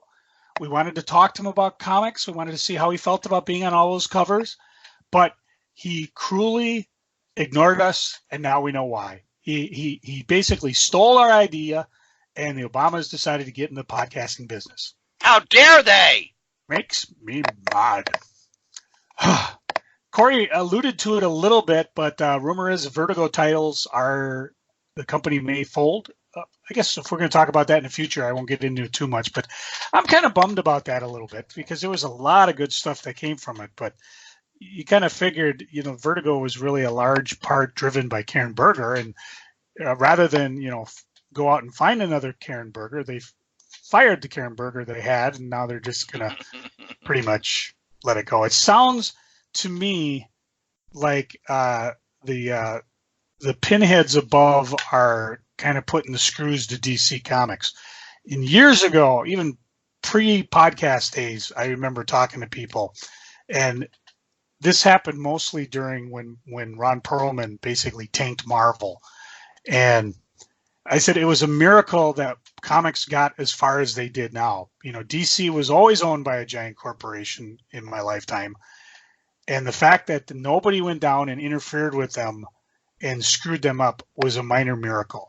And I made tons of money off DC. I made tons of money off their books and their back section and their graphic novels. And we had graphic novels, I think, before graphic novels were big. You could come to our shop and I had the whole back area just filled with graphic novels. And, we've talked ad nauseum, all of a sudden Bob Harris shows up and graphic novels are suddenly tanked. DC went from number 1 to number 7 in terms of sales in books like that. In bookstores, yeah. I wonder if that's a coincidence, Bob. You want to come on the podcast and explain yourself, Bob? Is it bad enough you did that? I'm not blaming you, Bob. I'm just telling you, Bob. We watched you do it at Marvel. Now we're watching you do it here. I'm blaming him. If I was a comic retailer, I'd be a little upset. Vertigo, of course. Well, I think we'll have an episode on it because I have distinct memories of Vertigo, and I didn't necessarily agree with all of it, but I mean, to this day, I still read Sandman. I still read Preacher. I've talked about I'm picking up Transmetropolitan first time. There's still other series that I've never really picked up. And I hope I have a chance to before they go out of print and go crazy on the eBays. So, well, what's going to happen, in my opinion, and we're already seeing it, Watchmen has moved over to Black Label. V for Vendetta has moved over to Black Label. I think the books that are aimed at adults are going to move over to Black Label. So they're just relabeling it. They're just... However, the idea of Vertigo, where this is where creator-owned stuff goes, it looks like creator-owned is dead, except for Brian Michael Bendis, who got in before the people at Warner Brothers said, why are you publishing stuff that we don't own and can't make money off of? Yeah. Why are you publishing stuff that we can't turn into TV series? And we talked about it last month. I mean, the big one that we were kind of excited about, the Second Coming, where, Jesus comes down and hooks up with the local superhero. I mean, that's being published by Ahoy. And so, yeah, I think you're right. Dark Horse, Image, I'm sure there's a lot of other companies that are going to be doing the self-publishing a little bit more. It's funny how these guys, even with Epic and now Vertigo, they just, well, especially now that they're owned by bigger corporations, they're just, well. Anyways, well, DC going. I actually messaged a couple people at Marvel and said, what's going on with Max and Icon? And they said they're dead. You know? There's nothing in the pipeline. No one's in charge of it. For Max, it's, that was the adult line, and it looks like that has just kind of gone away. And the Icon line was kind of here's a reward you get for not going over to Image. Well, everybody who was in it has left the company, and they have not offered that to anybody else. And I think it's a damn shame because now you're seeing Jason Aaron doing stuff over at Image, and other creators, Jonathan Hickman. Why they didn't offer Jonathan Hickman? Hey, we could do your stuff through the Icon line. It gets you better distribution and stuff. But I guess could be something with Disney up above. Yeah, who knows? I think it's a shame because when you look at when Marvel and DC have allowed creator-owned stuff, it's really worked out well for the companies in that the creators are happier and stay there longer. Yeah, but I think it's over for Yeah, now. I do too. I don't see it coming back either because, No. like I said, now you've got AT&T guys coming down and knocking DC around. Somebody said, yeah, as soon as they moved to California, it was over. That And, was what Scary Terry Beatty said. yeah. So a little freaky about that, and we will definitely revisit this as more news Once comes it gets out. confirmed. Yeah. Because you know us, we love a good rumor, but we like confirmation even better. That's pretty much it for freaking. How about you, Mr. Strode? What are you freaking on? There have been some cancellations at the Sci-Fi Channel. Happy has been canceled with the end of the second season. Deadly Class was canceled at the end of the first I do season. have a question with Happy. Yes. Is it continued, or is it just the seasons like their own seasons? Each season kind of lives on its own. Okay, because I am not. I mean, I watched episode 1, and we've pretty much polluted almost everybody at work because people are like way into these seasons. I haven't watched anything since episode 1, but I don't want to get involved with anything if I know, oh yeah, it leaves on a cliffhanger. Nope, it does not end on a cliffhanger. But I did enjoy that first episode. Now I do have to. I will have to definitely jump into that. And they, the creators of both have said, "Oh, we're looking at places to take them." Well, when you're only getting between 300 and 500,000 viewers when you're shown on the Sci-Fi Channel, there aren't a lot of people who say, "Hey, I want to sign up for that." Yeah. Well, even the Lucifer show that was saved by Netflix from Fox, they've announced they're doing a final season. Yeah, which is amazing because now they can actually wrap up a storyline and go for that instead of just we're gone. That was kind of their plan, though. It's okay. We're going to do 2 seasons that wrap everything up. And the rumor was that they had a 5-season story planned. How much of that's true and how much of that is, okay, Netflix said, yeah, you're getting 1 more. Okay, we can wrap it up. Here's another thing that pisses me off. So which is a good thing we're on freaking. Yeah. And it's TV series that, okay, we're going into our season ending. Let's have a cliffhanger, even though we don't know if we're going to get renewed or not. The only one I allowed that I liked was way back, was it the 90s when Sledgehammer did it? If you remember that show. Yeah. But then they had to... That was a... But their cliffhanger was more, okay, we're not going to get another season. What we did. What? Yeah, he ends up blowing up the entire... Hammer. But if you don't have another season in your pocket, wrap it up. How hard is that? It's not hard at all. And it doesn't have to be, we close off every loose end. No, it's, okay, here's the end of this story. There are other stories we can do. So many series. Now, you just can't watch them. Like Revolution. 2 seasons, cliffhanger, no one ever's going to finish that. The reboot of V. All of those series that came out after Lost. Oh, the original V. Yeah, the original V.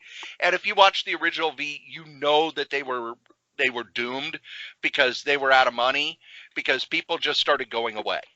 Actors just started leaving to the point where they would be killed off screen.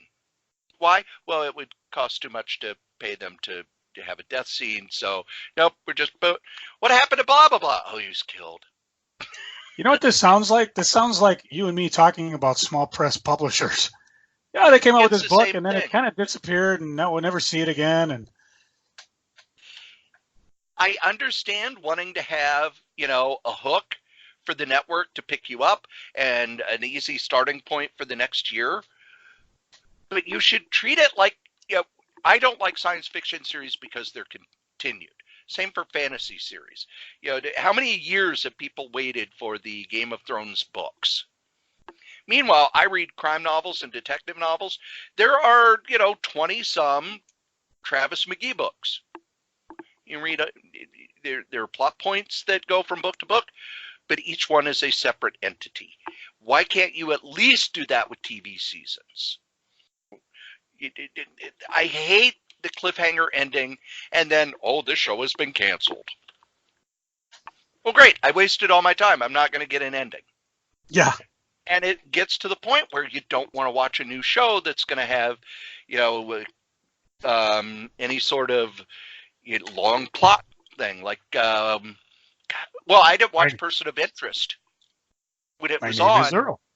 because it was, it's a continued story.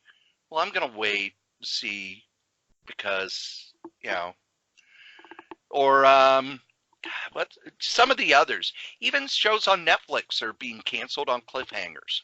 And you would think Netflix would at least want to have a movie or something to wrap it up, because if this went for 3 seasons and ended on a cliffhanger, well, I'm not watching that. Why waste my time on that? Comic-wise, we talked a little about the Vertigo thing at DC. They're also DC seems weird right now.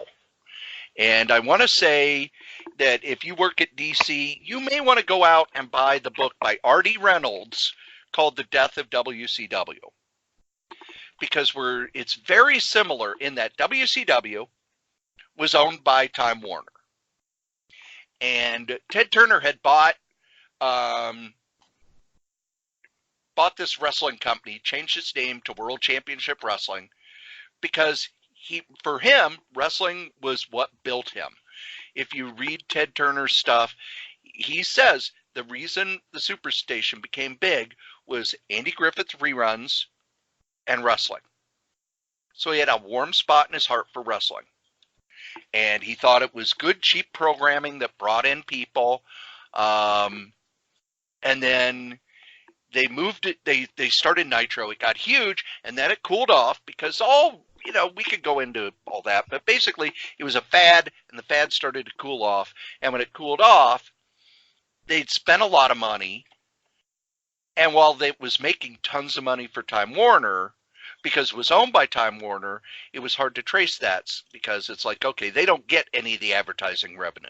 The only revenue they get is from the house shows and the merchandise. They don't get anything. They don't get TV rights. They don't get advertising, whatever. So you had AOL, who was huge at the time, bought Time Warner. Joe, do you remember when AOL was so big they could buy a media company? Yeah. Gosh, what happened? If you go down to a certain level, I wonder if they were planning for the future. You go down to a certain level. Dial-up forever.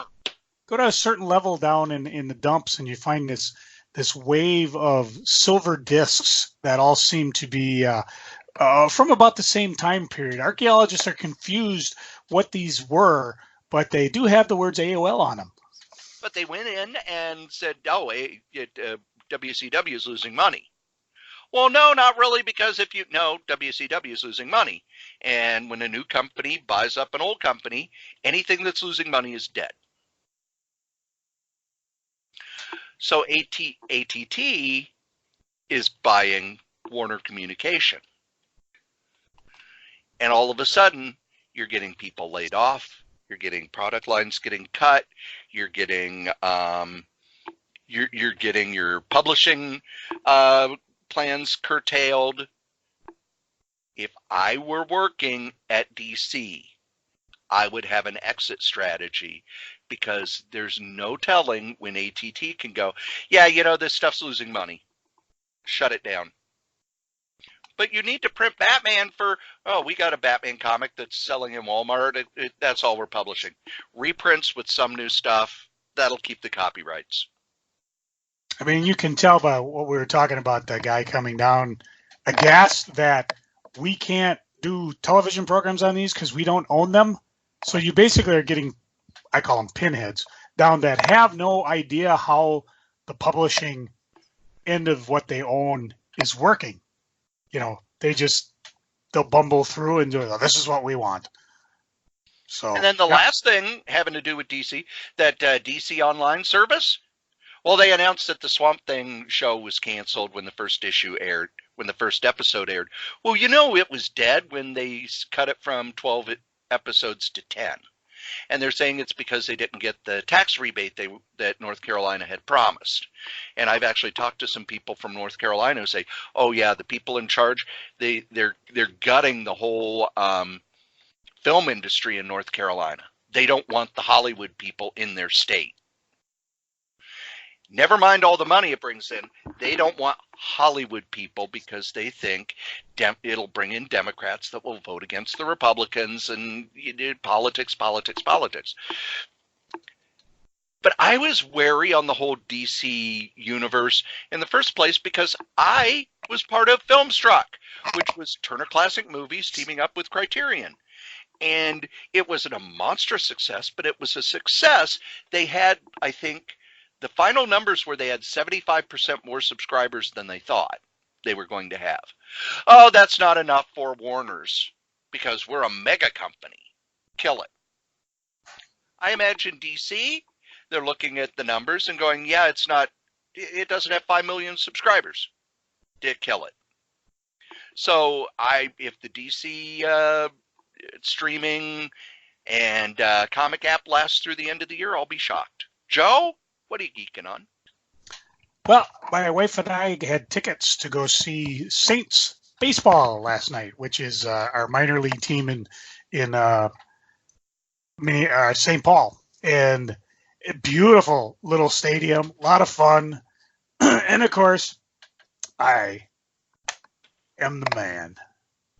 Yes. Woo! I went for it. They had a silent auction going, or what do they call it? Silent auction, where they just put it in front of you and you put your name down.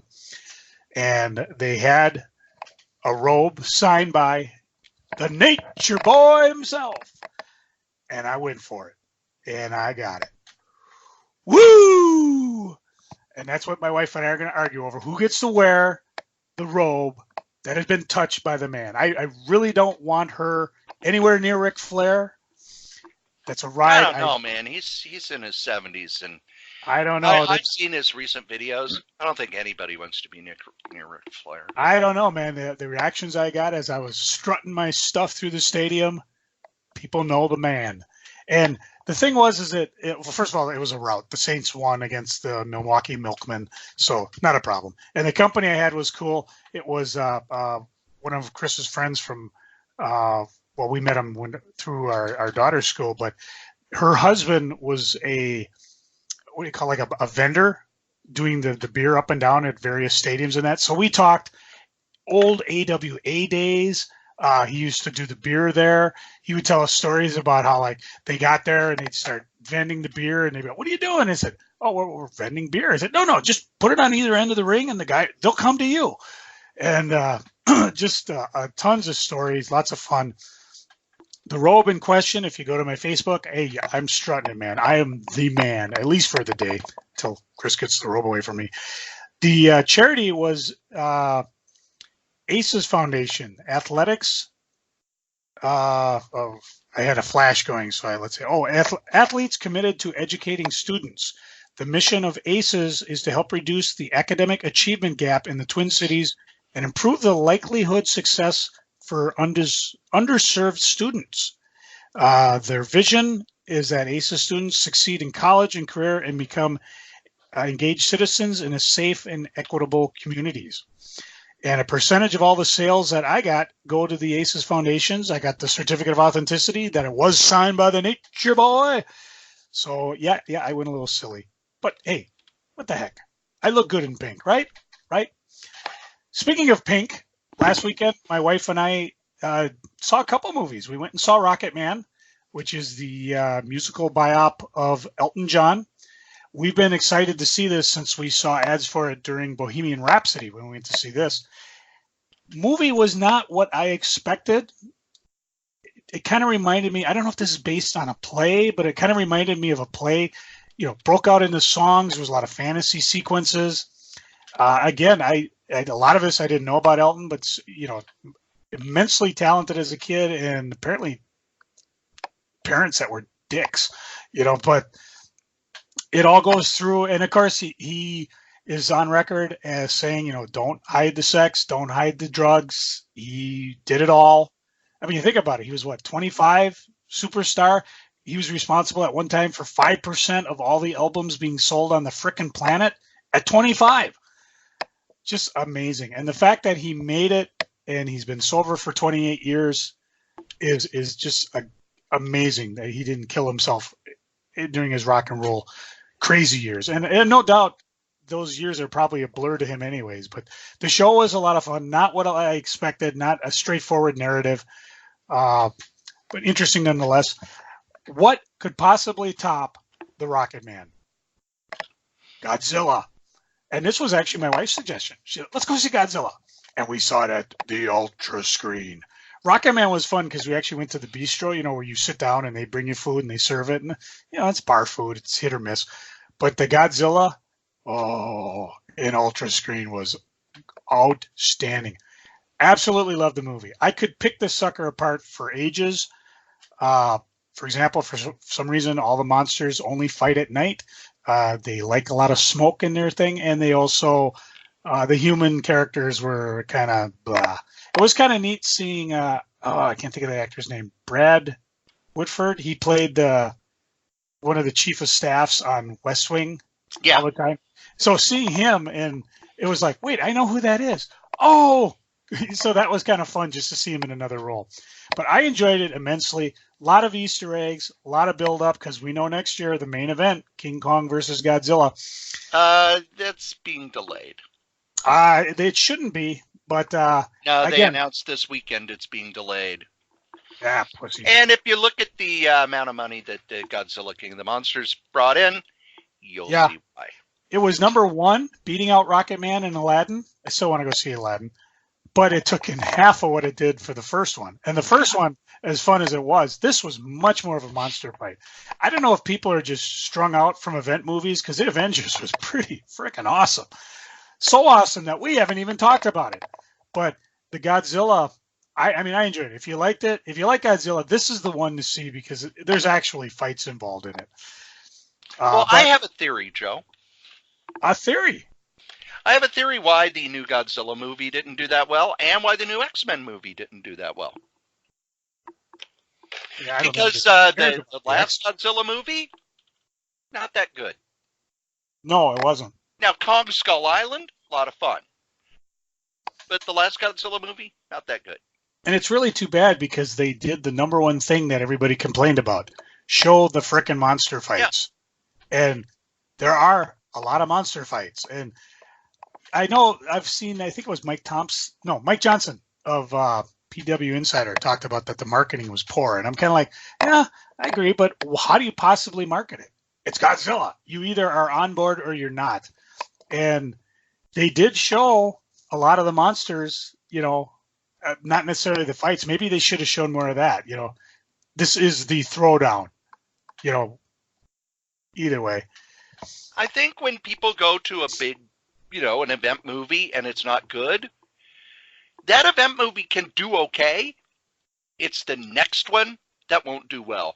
It's kind of like with the TV show. A bad episode doesn't get bad ratings. The episodes after the bad episode, because people go, yeah, that wasn't very good. I'm not going to bother with it. I didn't go see Dark Phoenix this weekend. You know why? Because I saw Apocalypse, and the goddamn movie didn't make any sense at all. And it's like, I'm not going to bother with this. I'll see it when it comes out on DVD, because last time I paid top dollar to go see an X-Men movie, and it was a mess, and I came out of it with a headache. It was so bad and so confusing, I came out of it with a headache. So it's the third Star Trek movie in the J.J. Abrams, what they call the Kelvinverse, didn't do that well.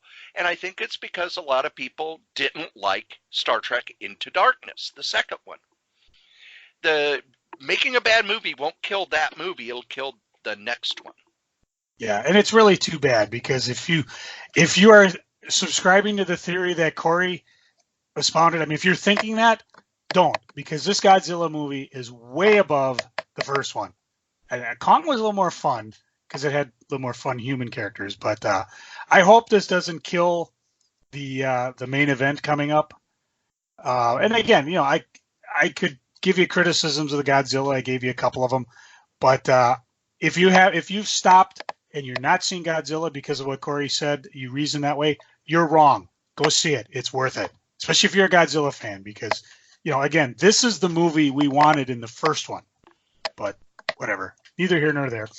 I rambled on last week a lot about music that I've been discovering on the YouTubes. And it's really funny because a lot of the music, it's been out before. Some of the guys are like, you realize a lot of these songs are out. I said, yes, this is me discovering it. Just like discovering comic books, Netflix TV shows, or the fact that Godzilla King of Monsters is a kick-ass movie. For example, I found a song from 2006 called, the band is The Pretty Reckless, Take Me Down. Just cannot get it out of my head. Absolutely love it. I was sitting in the doctor's office the other day, and I hear this, play that song, the song that made me that all night long. And I'm like, who the hell is that?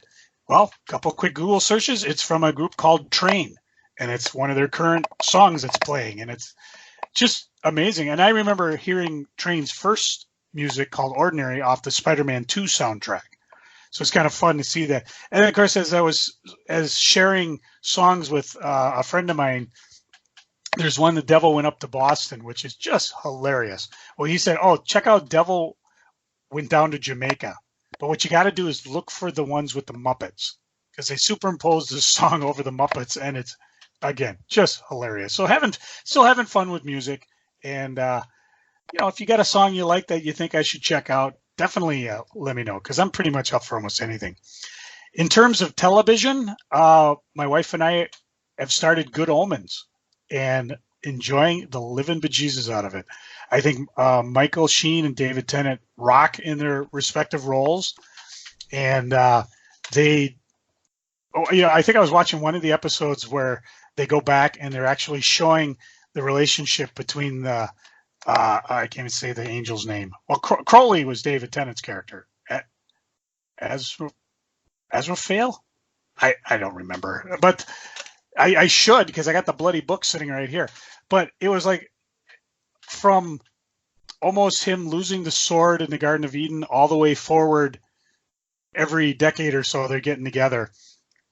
And I was like, I told my wife, I said, have we seen the opening credits yet? No, they haven't. It went like 20 minutes before they hit the opening credits. It was just a lot of fun. So we're probably going to blitz through and finish the show. I've actually got my copy here, one of my prized possessions. First printing, Good Omens, published by, what did Greg call his company? Workman Publishing? Mm. Were you there, Cory, when he had Yes. Terry Pratchett and Neil Gaiman signing first edition copies of this book? Yes. You have a first edition copy of this book? I would have to look. I know I no longer have the dust cover. Well, the book itself is like an $800 collector item. Cats. Oh God, yeah. Because now that it was published before Neil Gaiman was Neil Gaiman, and again, I went in and I'm looking at the page here, and I've got Neil. It said, for Joe, reading this book will send you straight to hell.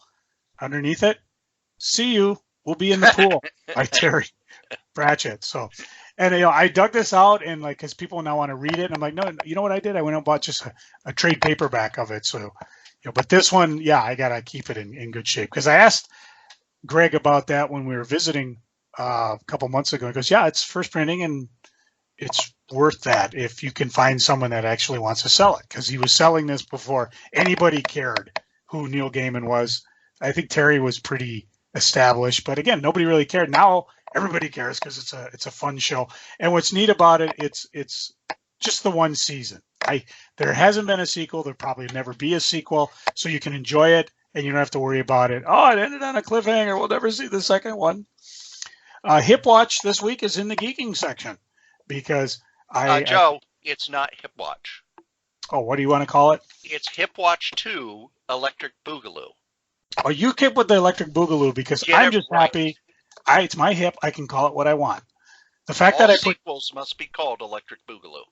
The fact that I have called it 2 tells you it should be in the freaking. But I mentioned earlier when I was sitting in the doctor's office, went and got myself a cortisone shot. So now, I've talked this a little bit. It's kind of interesting because Cory, we've been pretty open about your anxiety and what you've been doing. I've been pretty open with my rheumatoid, and it's weird because it's like when I right now I got my hands and I'm making a fist.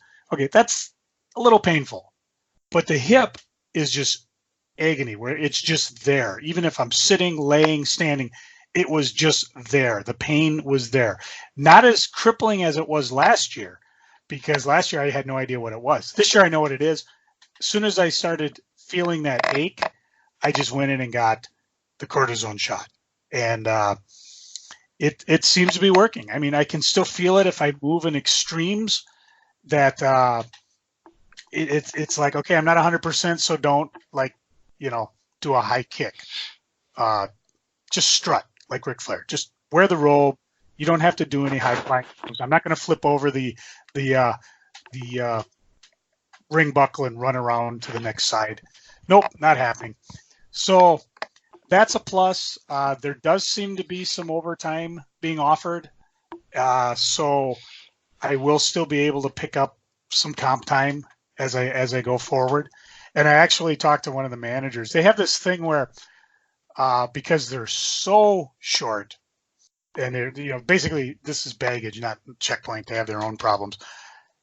They'll put out the baggage, and guys like, okay, I worked all morning, so I did my 8 hours. Well, you can only sign up for 4 hours because you're not allowed to work over 12.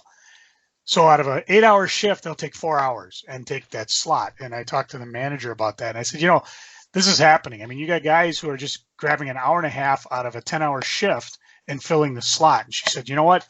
Just put your name in and say you work the whole shift, and we'll make sure you get it. So that was kind of nice, because I was very bitter last week about the fact that no overtime is filling up. What still sucks is the fact they're only doing it like a pay period out, pay period being 2 weeks. So I'm like trying to plan what events are coming up that I want to go to, and I got to decide, well, do I want to do overtime? If I'm not, I'm like, I'm going to plan to do this. So anyways, it's in the geeking column this week, so we're going to keep going. Next week, I will probably commit to getting the hip done. I'm going to call the doctor, start the appointment, and then, of course, Cory will have to work on what did you call co-host replacement 2, Electric Boogaloo? Oh, I like that. You'll have some replacement. See, I'm hip. You have some replacement. Substitute host 2. Yeah. So Cory will get Infectious Lass and Stone Boy. Oh, God, yeah. This will be awesome. I will know. I'll be hepped up on opioids wearing my pink robe. Oh, I can't wait. So, and another plus, it's like I said, it was warm, it was hot, but I just felt a nice cool breeze come through the window. So hopefully the weather's dropping. We haven't cranked up the AC at all because it was a long freaking winter. We just want to go as long as we can before we have to pay that bill. So, oddly enough, no comic books. I gotta get coordinated here. I got like 3 months worth of comics to read, and I'm sure Cory's going to hit me over the head because I got my box day last week, and we'll probably want to do a review session coming up. I got to get with the program, man. Cory, what are you geeking on? Speaking of comic books, I was feeling nostalgic, and the Bronze Age is my wheelhouse. The Bronze Age is when I started reading comics. So one of the omnibuses I have is The Punisher, Back to the War. And that reprints all of the Punisher stories before he got his own series. It even has the 5-part mini-series that they snuck through with Jim Shooter, even though Jim Shooter said the Punisher will never have a series because he's a killer. And then the minute Shooter left, it's like, we need a Punisher series. But I'm reading those old stories, and it's weird how much he changed from story to story. At first he was kind of vigilante, but he could be easily tricked into, going after anybody. He was more of a mercenary. And then they started building a backstory for him, and then the backstory was completely thrown away. But in a lot of ways, the character really didn't click into the modern version that we know until Frank Miller did that 2-part Daredevil story. And really turned him into, he is a mercenary, and that he's a vigilante. That's all he is. And the way he makes his money is the money that he takes from the criminals he takes down. And that kind of was the Punisher's MO for the next 20 or so years. But Ross Andru on Spider-Man, yes, I know the poses are awkward. Yes, I know he never quite fit. But that's still, the Spider-Man that I started with. So that's going to be the Spider-Man I like. I am now 2/3 of the way through Infinite Crisis. That's a big goddamn book, Joe. I know. I've been through it. That is a big goddamn book. And once I get through it, I'm going to read 52, which at the time I remember I loved 52 and got really into the idea of a weekly comic series. They haven't done, they haven't done one that big and that, all-encompassing in a long time. I've liked the two Avengers weekly series, even though they were, one was 12 issues and one was 10. Mm. But I don't think we'll ever get another where it's, okay, we are planning this out. It's going to be a year, and it's going to be highly coordinated, and it will tie into all this stuff. I don't think we're ever going to get that again. And just, the creative team on it, Grant Morrison, Mark Waid, Greg Rucka, Damn. It was a golden age and we didn't even know it. TV-wise, everybody's complaining about the WWE lately, Joe. Why? We're getting a Slim Jim figure from Macho Man Randy Savage. Well, the shows are bad. Oh, and wow. The Super Showdown, the main event was Goldberg, who hasn't been in a ring in 2 or 3 years, and The Undertaker, who looks older than your dad. And from what I hear, the match was just the drizzling shits. They couldn't do their moves. Everything looked botched. But, hey, it's The Undertaker and Goldberg. And I keep reading people online or people I know who tell me, well, wrestling sucks. Wrestling sucks. I'm not going to watch wrestling anymore. 2 weeks ago, I watched the first All Elite pay-per-view, and it was fantastic. A lot of fun. The Cody Runnels, Dustin Runnels match was off the chart great. The Young Bucks were at their young buckiest with flips and kicks, and watching a Young Bucks game is like watching a Young Bucks match is like watching a video game. Ring of Honor shows have been really good with Matt Taven as your heel champion. And getting the best out of Marty Scurll, the villain. It's an hour show every week, loaded up with great matches. The old school heels. Then there's New Japan. The minute I get done with this podcast and mix it, I am going to be watching New Japan Dominion, which was their pay-per-view last night.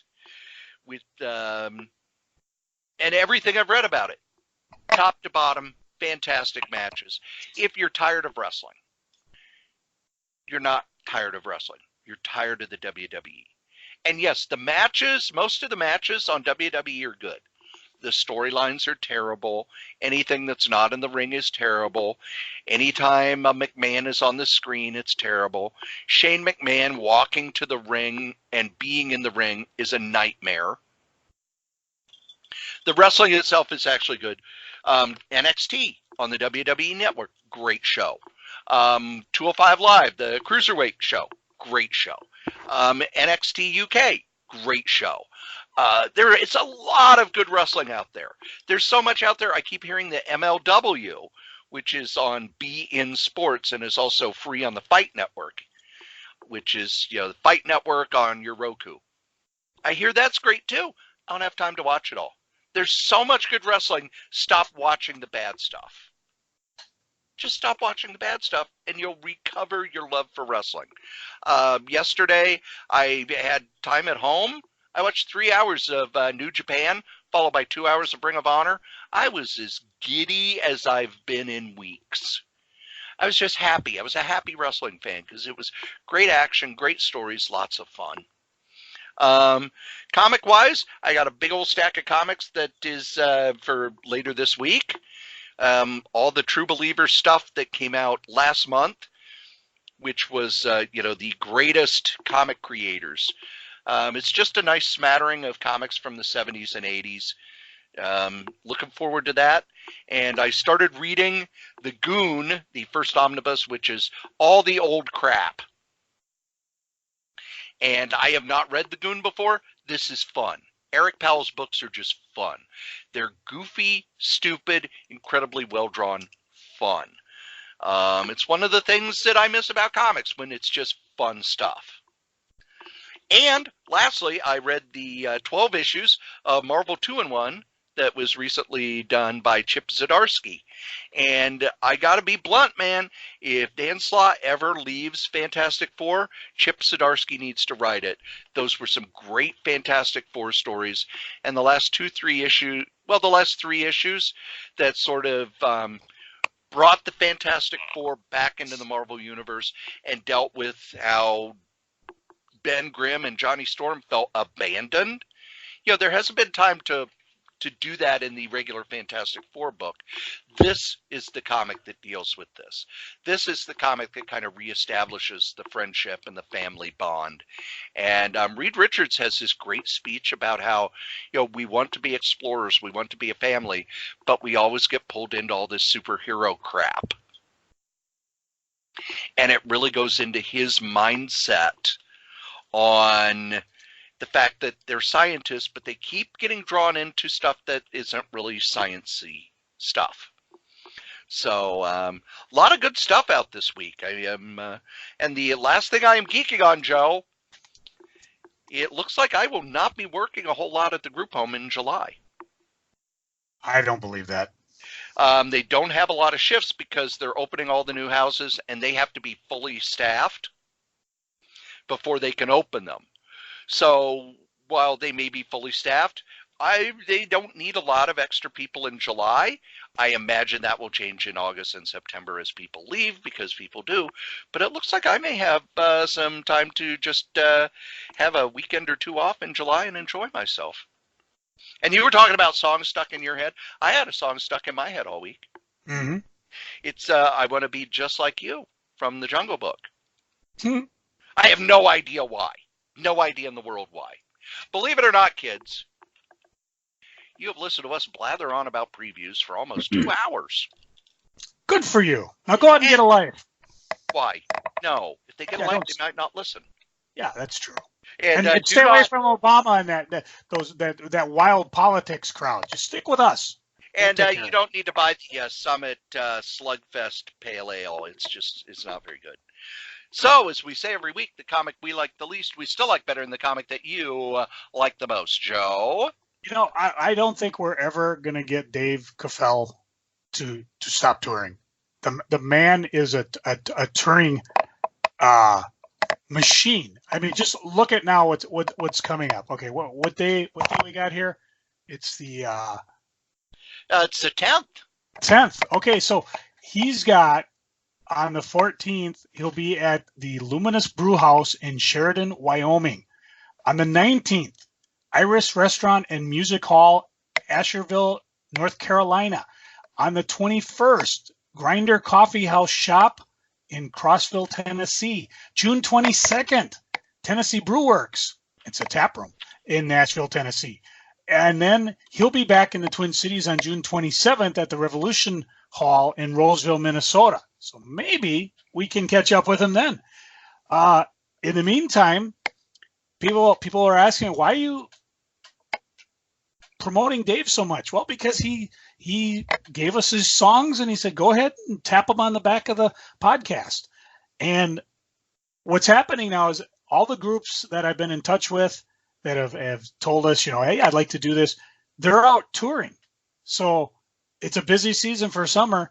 Consequently, the next couple of weeks, I'm going to run out of music to share with you guys. So if you've got a local group that you enjoy and they want us to promote them, tell them to get a hold of us. All the information's back in our sponsor stuff. And, we will do what we always do. Like right now, I know, Cory, you like powder, right? That's a loaded question. Yeah, well, let's go. What you like? I've seen the web strips. You like monkeys, right? Yes, I love monkeys. Well, then here's a song for you. Powder Monkeys from Dave. Cory, hit my music.